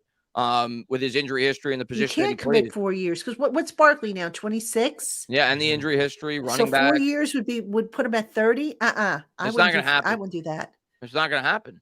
Yeah, totally with that. All right, Mike Gorga is weighing in on this. Let's get rid of DJ and Barkley and let's bring in a new quarterback and running back and let them have their careers destroyed by a crap O-line. Okay, so he's being facetious there. Okay, I thought I misread that. I definitely don't want to get rid of DJ, and I don't want to get rid of Barkley. I don't. You know what? The more I think about it, because I was convinced that the Giants might franchise tag Barkley, and because I figured Daniel's contract's not going to be a problem. But the more I think about it now, I wonder if maybe it makes more sense to franchise Daniel since the running back market's so loaded. I mean, I don't think they're gonna have Daniel Jones play on the franchise tag simply because you can't maneuver that money, right? We talked about stop him from if the supply and demand. If the quarterbacks, exactly, that's what I'm wondering now. But they could do both. They could tag both. You have the transition tag and you have the traditional. You can't. You have to choose one or the other. You can't tag both. Oh, you can't tag 2 players. That was only I think the year of the pandemic. So no, you got to choose one or the other. I think it's all going to come down to the negotiations leading up until the tag deadline, which is like March 7th or 8th. Like if by February, if Jones is willing to sign for what they feel is a reasonable contract, they won't use the tag. But if they feel like they have to use up the tag on one player or the other, it might be Jones because of the market. The market for the running back is just so rich that Barkley, they may be able to get Barkley back on a 3-year, $33 million type contract. Where Jones, they may be legitimately worried somebody might be willing to give this guy 4 years, $100 million. Well, what I think is going to happen is they're going to work on Jones's contract first in earnest. Get that taken care of. If they can get that taken care of before they have to make a decision, then you can use the franchise tag on Barkley. Right. But Yeah, if they they'd also can't know get where they were Jones, cap wise too. You'd know much better about your cap situation because Jones is going to cost the most being the Mhm. quarterback. So you'll know how much you can spend on Saquon Barkley depending on what Jones signs for. because you also got to take care of Julian Love. There's some other contracts you got to address. right, they might want to extend Leonard. They Well, Dexter Leonard, they're Lawrence going to is a have to guy. do something with to Yeah. lower that number. Dexter Lawrence is a guy. You got to sign Andrew Thomas soon. Andrew Thomas, I think they might have to wait another year. All right. I'm sure they don't want to. I But see. they might have to. I see this comment in the chat. I just want to speak on it because I saw Rob say it a couple of times. I happen to disagree with it. He says nobody's going to sign Daniel Jones because every team that needs a quarterback pick. There's only so many quarterbacks that are in this draft that are going to start next year. Most people feel Anthony Richardson is not a starter next year. Most people feel like he's a 2-year project. And if that's the case, and I don't know if it will be or won't, you're looking at 3 day one starters, and that's Will Levis, that's CJ Stroud, that's Bryce Young. If you even want to throw in Anthony Richardson, I do not think is a day one starter. I think he may have the highest ceiling of any quarterback in this draft when you just look at his raw physical attributes, but he's probably not a day one starter. But if you even want to throw him in, that's 4 starting quarterbacks in this year's draft. Texans need a quarterback. We could all agree, and they're going to draft one, but I'm just throwing their name in the that. Panthers need a quarterback. Panthers They might win the division. The Jets, we'll see if they stick with Mike White, may very well need a quarterback. Hell, I could even see the Patriots moving off of Mac Jones. That's certainly a possibility. He's played bad this year. The Colts need a quarterback, right? The Raiders very well may need a quarterback. They saved $40 Seattle million might need a quarterback if they cut Carr. Washington might need a quarterback. Washington may need a quarterback. There's a lot of teams that the Falcons, the Saints, the Cardinals, right? Kyler Murray's going to be hurt. There's a lot of contract, so I don't think they're going to do that. Yeah, that's true. But there's a lot of teams that need quarterbacks, and there's only so many guys that can start through the draft. Yeah, I agree with you. Those 3 guys are. I am not an Anthony Richardson guy. I don't know what people see in him, but everybody sees something different. So I'm just not a. I'm not a fan of Anthony. I'm not a fan of Will Levis either, for that matter. Yeah. Like I said, none of these quarterbacks really knock my favorite guy. Probably not even the best guy in the draft was Michael Penix. He's going back to school. I was surprised. But yeah, listen, if we stink next year, Daniel Jones walks and Barkley walks, and then you're going to have a high we have draft Tyrod pick. Taylor, and we're 3-14. Well, my guy Caleb Williams is going to be a Giant 2024. There you go. There you go. All right, let me address this from Lorenzo Hernandez. Why do you think they denied his 5th-year option if they wanted to keep Jones? Simple. Actually, a couple reasons. Number one, the money. Yeah. They knew they were going to have a bad cap situation. But number two, coming out of, last year, nobody knew what they had in Daniel Jones. They still don't. But the thinking was, let's see how he responds to Kafka and Dable. Let's see how he does in the system. Then we make a decision. Why tie up that kind of money, fully guaranteed? Okay. What was it, 22? It was like 22, something like that. All right. And they had a cap situation, Lorenzo, and on top of everything. So, and the other thing I'm going to say, not a surprise. And the other thing I'm going to say, Pat, there was no financial gain by doing that from a cap perspective. Even if they end up signing Daniel Jones to a 3-year extension after the year, his cap number, when they do all the maneuvering that we know they're going to do, whether it be the guaranteed money up front, the bonuses, incentives, his cap number is going to be less than $22 million. If you gave him a 5th-year option, it was going to be $22 million, and you can't move that money around. If he gets 25, 26 a year on average, they're not going to be paying 26 towards the cap his first year. They're probably not going to be paying 26 towards the cap his second year. And they could add voidable contracts. It's a much higher benefit to be able to sign a guy to a 3 or 4 year deal than to play him out on the 5th-year option. And had they signed him to that 5th-year option and he played relatively well, they probably would have given him a 3-year extension anyway so they could maneuver the money. So there was never really a benefit, especially for with a new coach that he had never played for. He had never played in the scheme. He was coming off an injury. There was question marks coming in. So there was really no financial benefit, and it didn't make sense before the year started to commit to him. Right? Why would they commit? He wasn't their guy. Yeah. So they wanted to see what they had in him. I mean, Brian Dable said everybody's being evaluated. This is everyone's being evaluated. Yep. So we're evaluating him. And I'll be honest, though, everybody, I just get a kick out of some of these, fans are like, oh, they did nothing. What? They obviously aren't going to keep Daniel Jones because they didn't go out and get Jerry Jeudy. Jerry Jeudy would not have made a bit of difference. Jerry Jeudy would not have made a bit of difference on Sunday. Maybe against Washington. Maybe in a tie game, he makes a difference. He wouldn't have made a difference against the Lions. He wouldn't have made a difference against the Eagles. We got blown out. He wouldn't have made a difference against the Cowboys. Yep.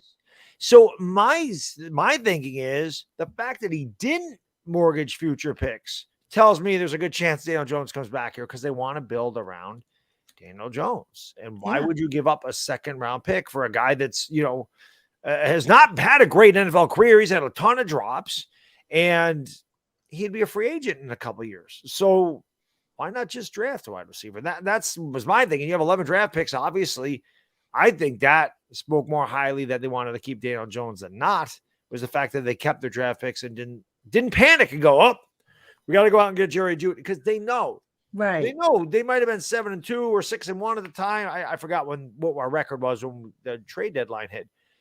But we weren't a wide receiver away. That's why all this Odell Beckham talk. It's like, guys, he was not going to hell. He ain't even going to play this year. But he's not. There's too many other things that we need. We do need a wide receiver in the worst way. When we need interior offensive line, we need interior linebackers, cornerbacks. Yeah. We need a lot. It's not just a wide receiver. So that's what the draft is for. That's why got to be patient. Exactly. Right. That's how these GMs make their money. They make it by getting good drafts, finding talent deeper in the draft, the fourth rounders, the fifth round. You find a guy like Daniel Bellinger in the fourth round. You find those guys that are really good, that can start, or at the very least are giving you depth. And that's something we do not have here. And when we get injured, everybody's like, the Giants injuries, this, injuries, that. Everybody has injuries, but other teams have better depth than us, so they don't fall off as much. When we get injuries, we fall off because there's no depth. So once our guys go down, the gap of talent is huge. And that's why injuries hurt us more than other teams. But we're just as injured as every other team. I mean, San Francisco lost Deebo Samuel. They're down to the third string quarterback. They're blowing out Tom Brady and the Bucs. And it's ridiculous. I call them the Patriots. Yeah. I always call the Bucs the Patriots. It's been years, and I still think Brady's a Patriot. I can't unlock that from my head. Once a Patriot, always a Patriot? I guess. I don't know. Every time I talk about Brady, I say the Patriots. I do it all the time. Oh, my goodness. And by the way, I saw Rob mention a couple of other college prospects who I know about. He mentioned McKee, who I actually like. I do like McKee, the quarterback out of Stanford. He actually reminds me of somewhat of Jones when I watch him play in terms of his skill set. Mm-hmm. I don't know. He's from UCLA. He And he mentioned Hooker, but Hooker had the injury. He may not even start the year. Hooker's the same age as Daniel Jones, and he's 25 years old. So I don't view Hooker as a day one starter. McKee maybe. Mm-hmm. McKee's more likely to be a day one starter than Richardson, in my opinion. Maybe with him. Maybe. And Hendon Hooker plays in a gadget offense, man. Do you really want that? You're not going to be running back to the line of scrimmage and just and then run back to the line of scrimmage with 11 plays on your wristband, just chucking the ball down the field. That's not an NFL offense. It's not an NFL. Yeah, when it comes to Ohio State quarterbacks, that's why Urban Meyer quarterbacks failed in the NFL. That spread offense is great in college. It don't work in the NFL. That's why Tebow failed. That's why every freaking quarterback that comes out of Ohio State failed under him too. Every one of them. And C.J. Stroud don't come from that system. But I'm not sold on C.J. Stroud. He does not play well in bad weather. If he's going to be good, he's got to go out on the West Coast to play in a dome. I'm gonna tell you what. I don't know much about the college quarterbacks, so I'm just kind of drinking this in here because it's like I haven't done my study yet. I'm gonna tell you what, guys. I'm gonna say this about the college quarterbacks. I think right now most people seem to think Bryce Young is gonna be the number one pick. If Bryce Young has any brains, he's getting his father to do for him exactly what Archie Manning did for Eli, and he's telling the Houston Texans there is no way in hell I'm playing for your football team because if they draft Bryce Young, his career is done. He better be praying he does not get drafted first overall because Houston is a dumpster fire and they're not getting any better anytime soon. No, they're bad. Oh my goodness. All right, guys, let's take our final commercial break. When we come back, more of your questions on LockedOn Giants Live with Traina, Tainah, and Dog. Hey, Giant fans, this holiday season, find what you love at Total Wine and More. With so many great bottles to choose from, it's easy to find a new favorite single barrel bourbon or the perfect gifts for everyone on your list with some help from a friendly guide. And with all the confidence of knowing that you found something special for the lowest price. Find what you love and love what you find. Only at Total Wine and More. Curbside pickup and delivery is available in most areas. Visit TotalWine.com to learn more. Spirits not sold in Virginia and North Carolina. Please be 21 to drink and drink responsibly. Hey, Giant fans, I'm Patricia Traina, host of the LockedOn Giants podcast and author of The Big 50, the men and moment that made the New York Giants. Whether you're a new Giants fan or someone who has followed the team for decades, there's sure to be a story or two that you'll enjoy reliving in The Big 50. The Big 50 makes an excellent stocking stuffer this holiday season, and it's available right now on Amazon, Barnes & Noble, and other fine retail stores offering books. All right, everybody, welcome back to LockedOn Giants Live. Traina, Tainah, and Dog. We're taking your questions. We're talking about the Giants Washington game. We covered a whole bunch of stuff. We always cover a lot of stuff. Right. Wine, beer, married life. By the way, you mentioned a book. Tom Coughlin just came out with a book. Yes, I know. I have the book too. Somewhere on my desk, I've got it. Actually, I've got to get in the queue to get him on the show. So that's next on my agenda because I was supposed to get him. But then, unfortunately, Judy passed away. So I hope the coach is doing well. Yeah. That was rough. I know that absolutely devastated. It devastated a lot of people. Judy was just an angel on earth. I can't say enough good things about her. And I hope Coach and his family are just, they're finding some peace knowing that she's at rest and no longer being, in pain or any kind of suffering. So yeah, it's obviously tough. Yeah. So gotta see if I can get Coach Coughlin on. That would be kind of neat. But all right, let's see. I know I had a couple questions here. College football. Okay, here we go. This is from David L. He asked if I did an episode about the salary cap and contracts. No, I haven't done it yet. I'm kind of saving that for the off season because I'm kind of on a schedule right now during the regular season. So you haven't missed it, David. I'm also going to probably write an article for Giants Country. It's funny. I was trying to come up with a contract for Saquon. And I said, I came up with something and I didn't like it. So I got to go back to the drawing board because I think what I came up with is just not right. I'll probably try and come up with something for Daniel as well. But you have not missed it. Matter of fact, I might do that show live. I might just, talk about it. And then you guys can come in and you can ask your questions. And, hopefully I won't, I'll have to do it on a day that my husband's not up there on the internet watching or streaming whatever the heck he's doing up there. He actually has 3 things going on. It's kind of neat. He's got his work computer stuff where he's monitoring updates. He's watching my Netflix account or my Hulu account, and he's playing a video game. So multitasking. He's got a whole little nest up there, like a man cave. It's I know my wife's streaming Netflix up there. Hallmark movies. Yeah, but it's funny because we talk about commutes. I'm the only one right now out of my family who has to actually get in the car and go, to work, which I don't mind. And my husband's like, yeah, my commute was great. I had to walk, 5 steps from the bedroom to my office. I'm like, shut up. Yeah, I worked at home for a few months during the pandemic, and I'd say that was the only positive was that I got up from my bed and literally walked to the couch, and there I was. Yeah, exactly. Same thing here. Like when I do, anything on YouTube, it's just that's my commute. I walk down the stairs, and here I am. I can't say I miss those days, but there are some days when I don't mind them, especially now that the weather's getting so yicky. But by the time the weather really turns, by the time the weather really turns, I think football season will be over. So I'm not going to worry about that. It's already turned up here. It's upstate. It gets dark at like 4:50. I know. I hate that. But hey, spring will be here before we know it. So all right, it doesn't get hit fast enough for me. Gabe's been putting this question up, I think, a few times. He wants to know, why does this team not give Pimpleton a shot at punt returner?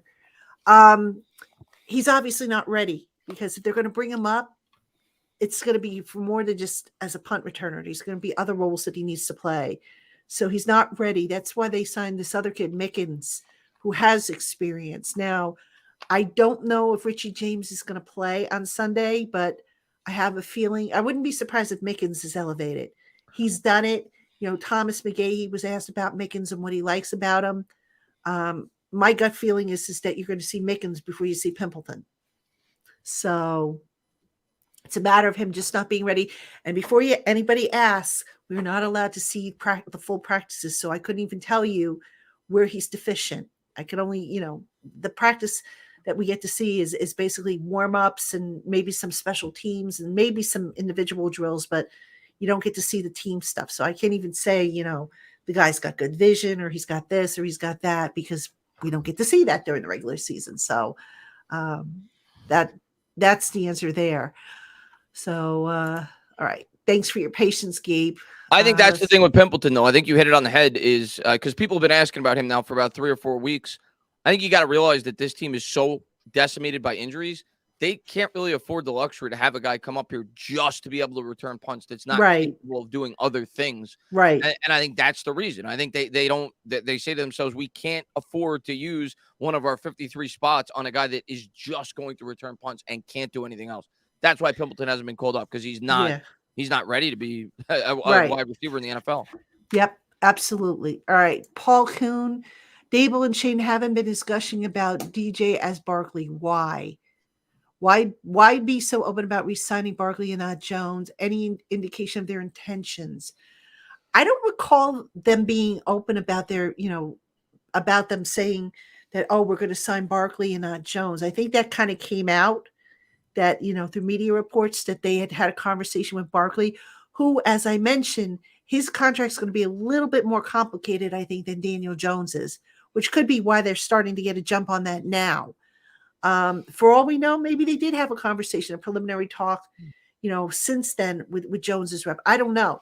But as far as gushing, what do you want them to say? I mean, I think they've been complimentary towards Jones. They've said that he works hard, that he does all the right things, that he's making progress.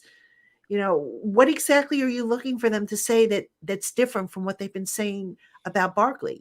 It would also be stupid. And by the way, like you said, they had Shane during the bye did go on I forgot whose podcast it was, but Peter Schrager's, I think. Yeah, Schrager, where he talked about he's been great in the got to have it moments. That's what you look for in a quarterback.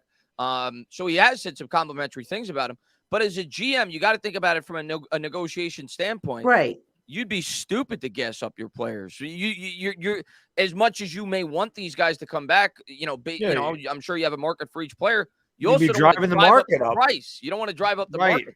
I always thought that was the dumbest thing. You downplay it. You downplay it, yeah. Or exactly. You play cool. But I always thought that was the dumbest thing that Rex Ryan did when he was the Jets coach. He used to do that all the time with his players. I remember he advertised that his wife had a Mark Sanchez tattoo. He said that he made the Revis Island thing. Like, he blew Darrelle Revis up into this, and he deserved it, but like this icon. And I always thought that was stupid. I'm like, you should kind of keep it cool as a coach and don't be overly outspoken against your play, because that's only going to give them more leverage when it comes to negotiations. Mm-hmm. Right. No, absolutely. And that's a good point. I mean, I'm not sure what you want. What do you want them to throw him a party, a ticker tape parade? I mean, they say enough. Yeah, that's the other thing that I've seen. That's been a talking point by a lot of Giants fans. I've seen all over Twitter too. Is they've said, look at what Dable said about Jalen Hurts. Look at what Dable said about this guy. Look at what Dable said about that guy. You don't hear him say that about Daniel Jones. And I'm like, that's every coach in the league. What coach in the league, on game week goes, could you ever picture Belichick on game week? Belichick, I remember Daniel Jones's rookie year was gassing Daniel Jones up. That's coaching 101. But could you imagine Belichick going, oh, yeah, Tom Brady's incredible. You can't stop him. No, coaches don't do that. They praise the opponent. They don't go above and beyond for their players. They don't want to give bulletin board material. Yeah. Exactly. Brian Dable's not going to come out and go, well, Heineke certainly isn't as good as Jalen Hurts. Their team isn't as good as Philadelphia. He's not going to say that. Yeah.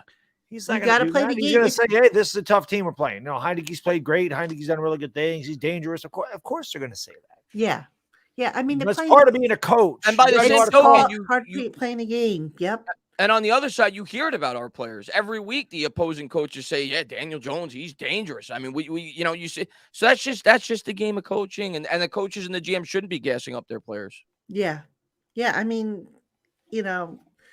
I'm fine with what they've said. I mean, and do you really expect them to say anything bad about anybody? I mean, it's just not how it works. But anyway, Milfman 1986. Do you all think the Giants have to go wide receiver with their first round pick, or do you go best available? You go best available. You start drafting for specific and say, I got to have, a guard, or I got to have a receiver here. You go best available. It's that simple. We have so many holes. You might as well. Exactly. go best Exactly. Can available. you really go wrong with all the holes that they have? Yeah. So I'd say you go best available within reason. Like, if you identify wide receivers by far your biggest need, and there's a wide receiver that's like 20th on your board, and there's a linebacker that's 19th, maybe you take the wide receiver. But if there's a decent sized discrepancy, you just take the best player on your board. The Giants aren't at the liberty to, take a player that they feel is a decently margin better and just take a wide receiver. No, they can't do that. I think the Giants are going to trade for a wide receiver in the offseason. Speaking of that, yeah, Gabe just posted this. Yeah. About, would they think about trading for a receiver like T. Higgins or Michael Pittman with some mid-round picks? Yes. I think I don't know about those two specifically. I don't know why people bring up T. Higgins all the time. I don't know why the Bengals would ever trade him. He's young. He's very talented. Another name I'll throw out there, people have been saying it on Twitter, and it does make sense. He's only got 2 years left on his deal. He is 30, 31. He's played incredible this year since coming back. DeAndre Hopkins. I think he can make sense, especially now that Kyler Murray went down. They may be looking to unload some salary for next year and start the rebuild, get some draft capital for when Murray gets back. They can start building around him. That's a guy I could see the New York Giants zoning in on, depending on what the price would be. How much is he getting paid? I think if the Giants were to take him on, I think it would be 19 against the cap year one and like 17 against the cap. But is it possible that maybe he gets cut in a salary cap? I didn't see what the cap discrepancy would be. All right, I don't know. let's see. What about a guy like Devontae Adams? He's more money, but yes, depending on what the Raiders are. DeAndre Hopkins. See, Hopkins. But T. Higgins, the reason the Bengals may look to move him, they're probably going to want to keep Jamar Chase. They're going to have to sign Joe Burrow. So maybe they just feel like they can't sign T. Higgins, so they would look to move him for capital, knowing that they're going to want to try to sign Jamar Chase and Joe Burrow. I don't know. Maybe that's why that. I would love T. Higgins. So with Daniel Jones. I could, you know what, Chris? I could see Hopkins being a cut. He's got a $30.75 million cap hit next year. But if the Giants were to trade for him, they don't take that on, right? They don't. The Giants would only take on 19.45. Yeah. In 2023 and 14.9. That is assuming that they don't.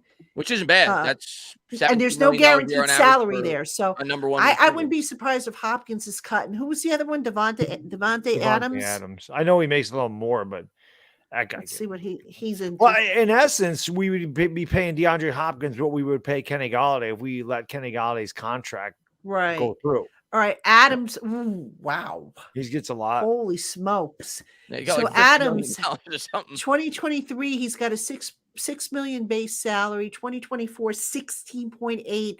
2025, 35.6. And 2026, 36.6. Oh, that's a backloaded contract. That is a backload. Oh, the Raiders are screwed with that one. No. I think Hopkins is the guy that they. Yeah, I didn't know what Adams' contract situation was, but yeah, that's that. Wow, that's what you don't do. You do not do contracts that way. Like that. Nope. That's the way Gettleman did them. That's why we're in the situation we're in. You don't backload them like that. Don't backload them like that. You use the vehicles that are available, the bonuses, the incentives, the workout bonuses, the guaranteed part of it.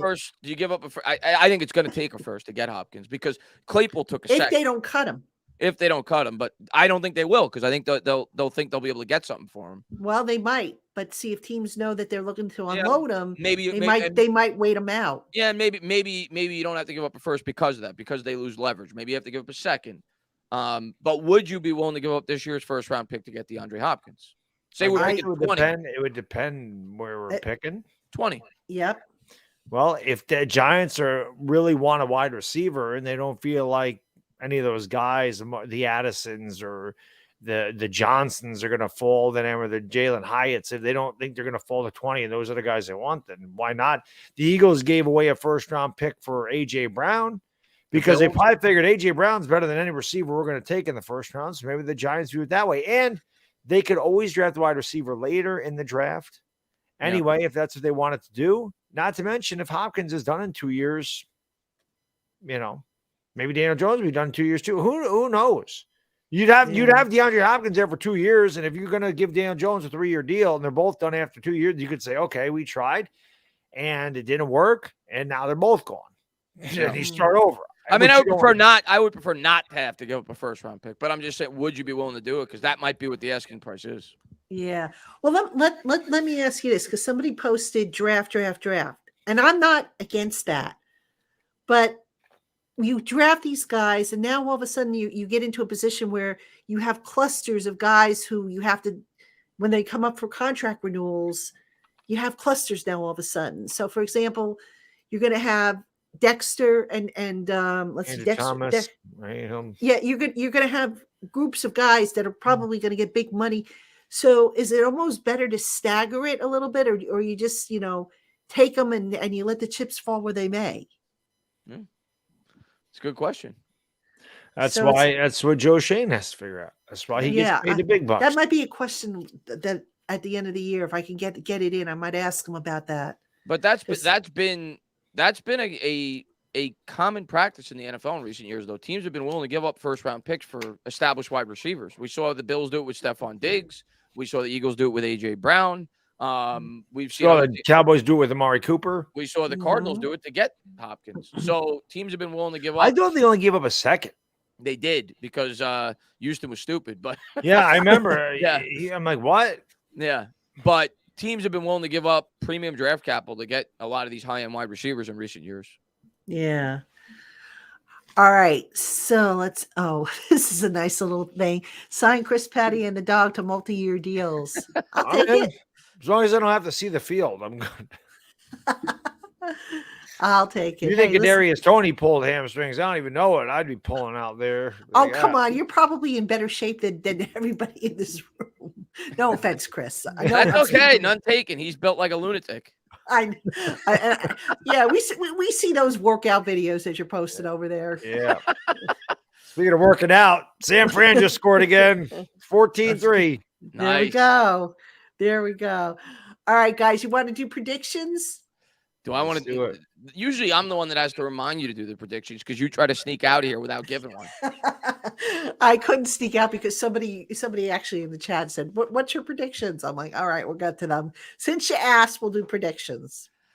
I'm going to go. I think we're going to win.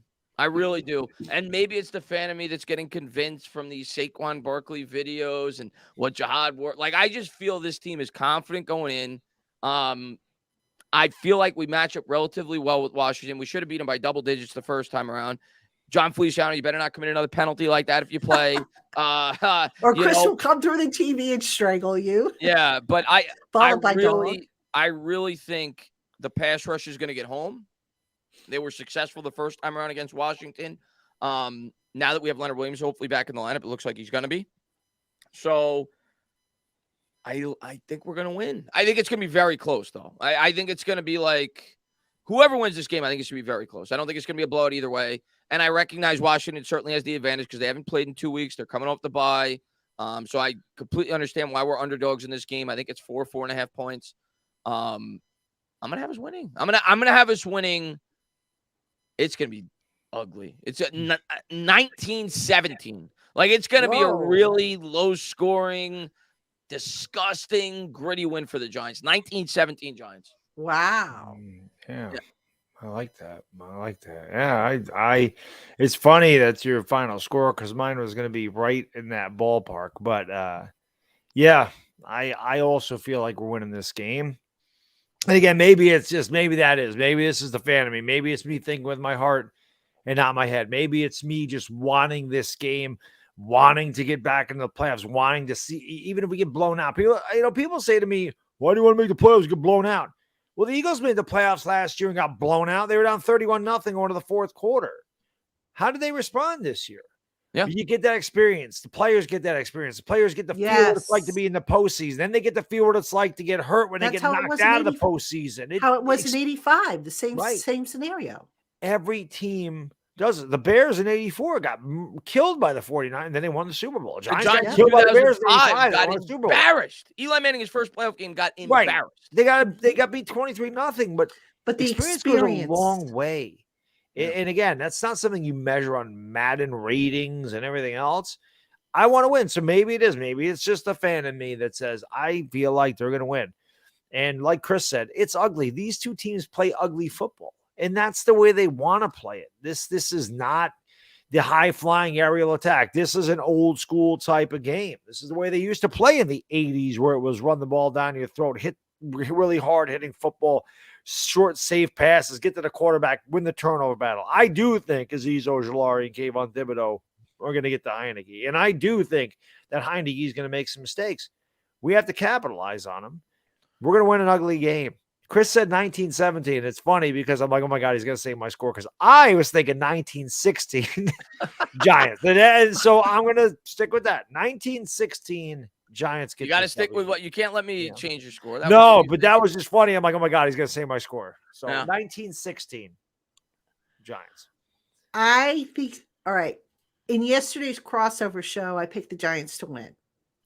I think the Giants, after getting their butts handed to them last week, that they're simmering, that they're going to come out, and I think they're going to be fired up, but not too over fired up, because you don't want to be too fired up, because that's when you start doing stupid things. The other thing is Washington coming off the bye, and if they're like everybody else on the face of the planet, sometimes it takes you a little while to get back into the swing of things. Mm-hmm. Like the bye can sometimes ruin your momentum. I believe. Yeah, they won a lot of games in a row. I think they're like 22-20 coming out of the bye. I think that's the record I saw earlier today.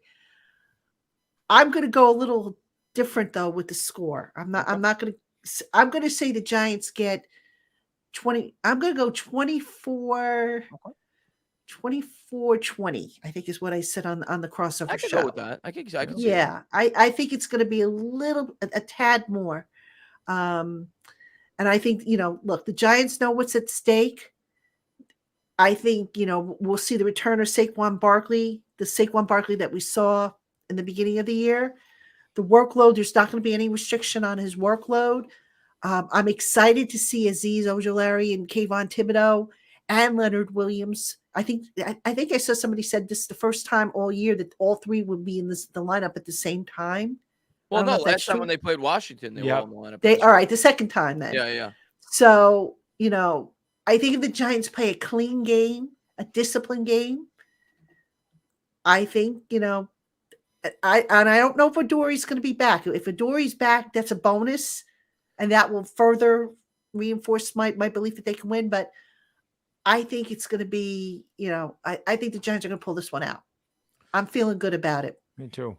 I think Wink needs a blitz more than he did last time. No, just go after this guy. Yeah, but he couldn't, because then Hurts could have burned him. Or do you mean against Washington? No. I'm saying the last time I played Washington. Oh, okay. Yeah, Hurts, different story. That team's just, they're ridiculous. Washington, I just feel like you get the high. I feel like he'll turn the ball over if you get pressure on him. Yeah, Hurts has been good about not turning the ball over, and Heineke does. I think our best performance of the year defensively was against Washington the first time around, because we had all four of our guys. Yeah, in terms of at least the pass rush, the we weren't great in coverage, but the pass rush was lethal against Washington. Outside of that last drive where we gave up the touchdown, the 90-yard touchdown at the end of regulation, but I think we match up well with them. I think we're going to be able to get pressure on Heineke. Washington's offensive line is not good. I think we're going to be able to get pressure on Heineke.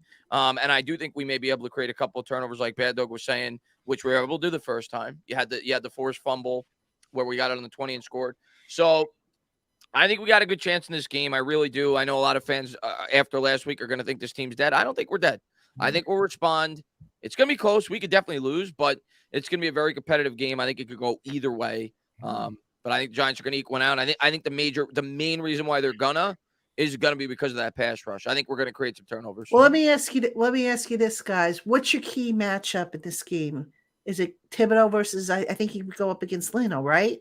I just think our overall pass rush against has to create some turnovers in this game. So Yeah, I think that's the biggest key. And I mean Jones has to step up and play well, but he's got to do what he's done all year. Just be smart with the football, have some key conversions when the opportunity's there. And our offensive line just can't be a complete embarrassment like they were last week. Like we got to be better. But I think our pass rush is the biggest key in this game. Yeah. And the prime I time agree. curse has got to end. I think for us, third down conversions is a massive key. It just for us to have extended drives and to keep them off the field, because they beat the hell out of us in time of possession the last time we played them. So I think we have to convert third downs. We have to have longer drives and keep them off the field to keep our defense fresher. And obviously also Terry McLaurin is a pain.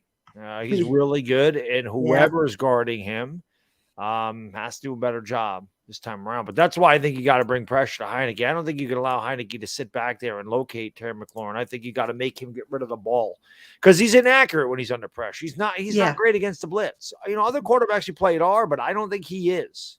So, you know, their offensive line isn't as good as Philadelphia's or Dallas or where we were bringing the blitz. You're not getting there because their line's really good.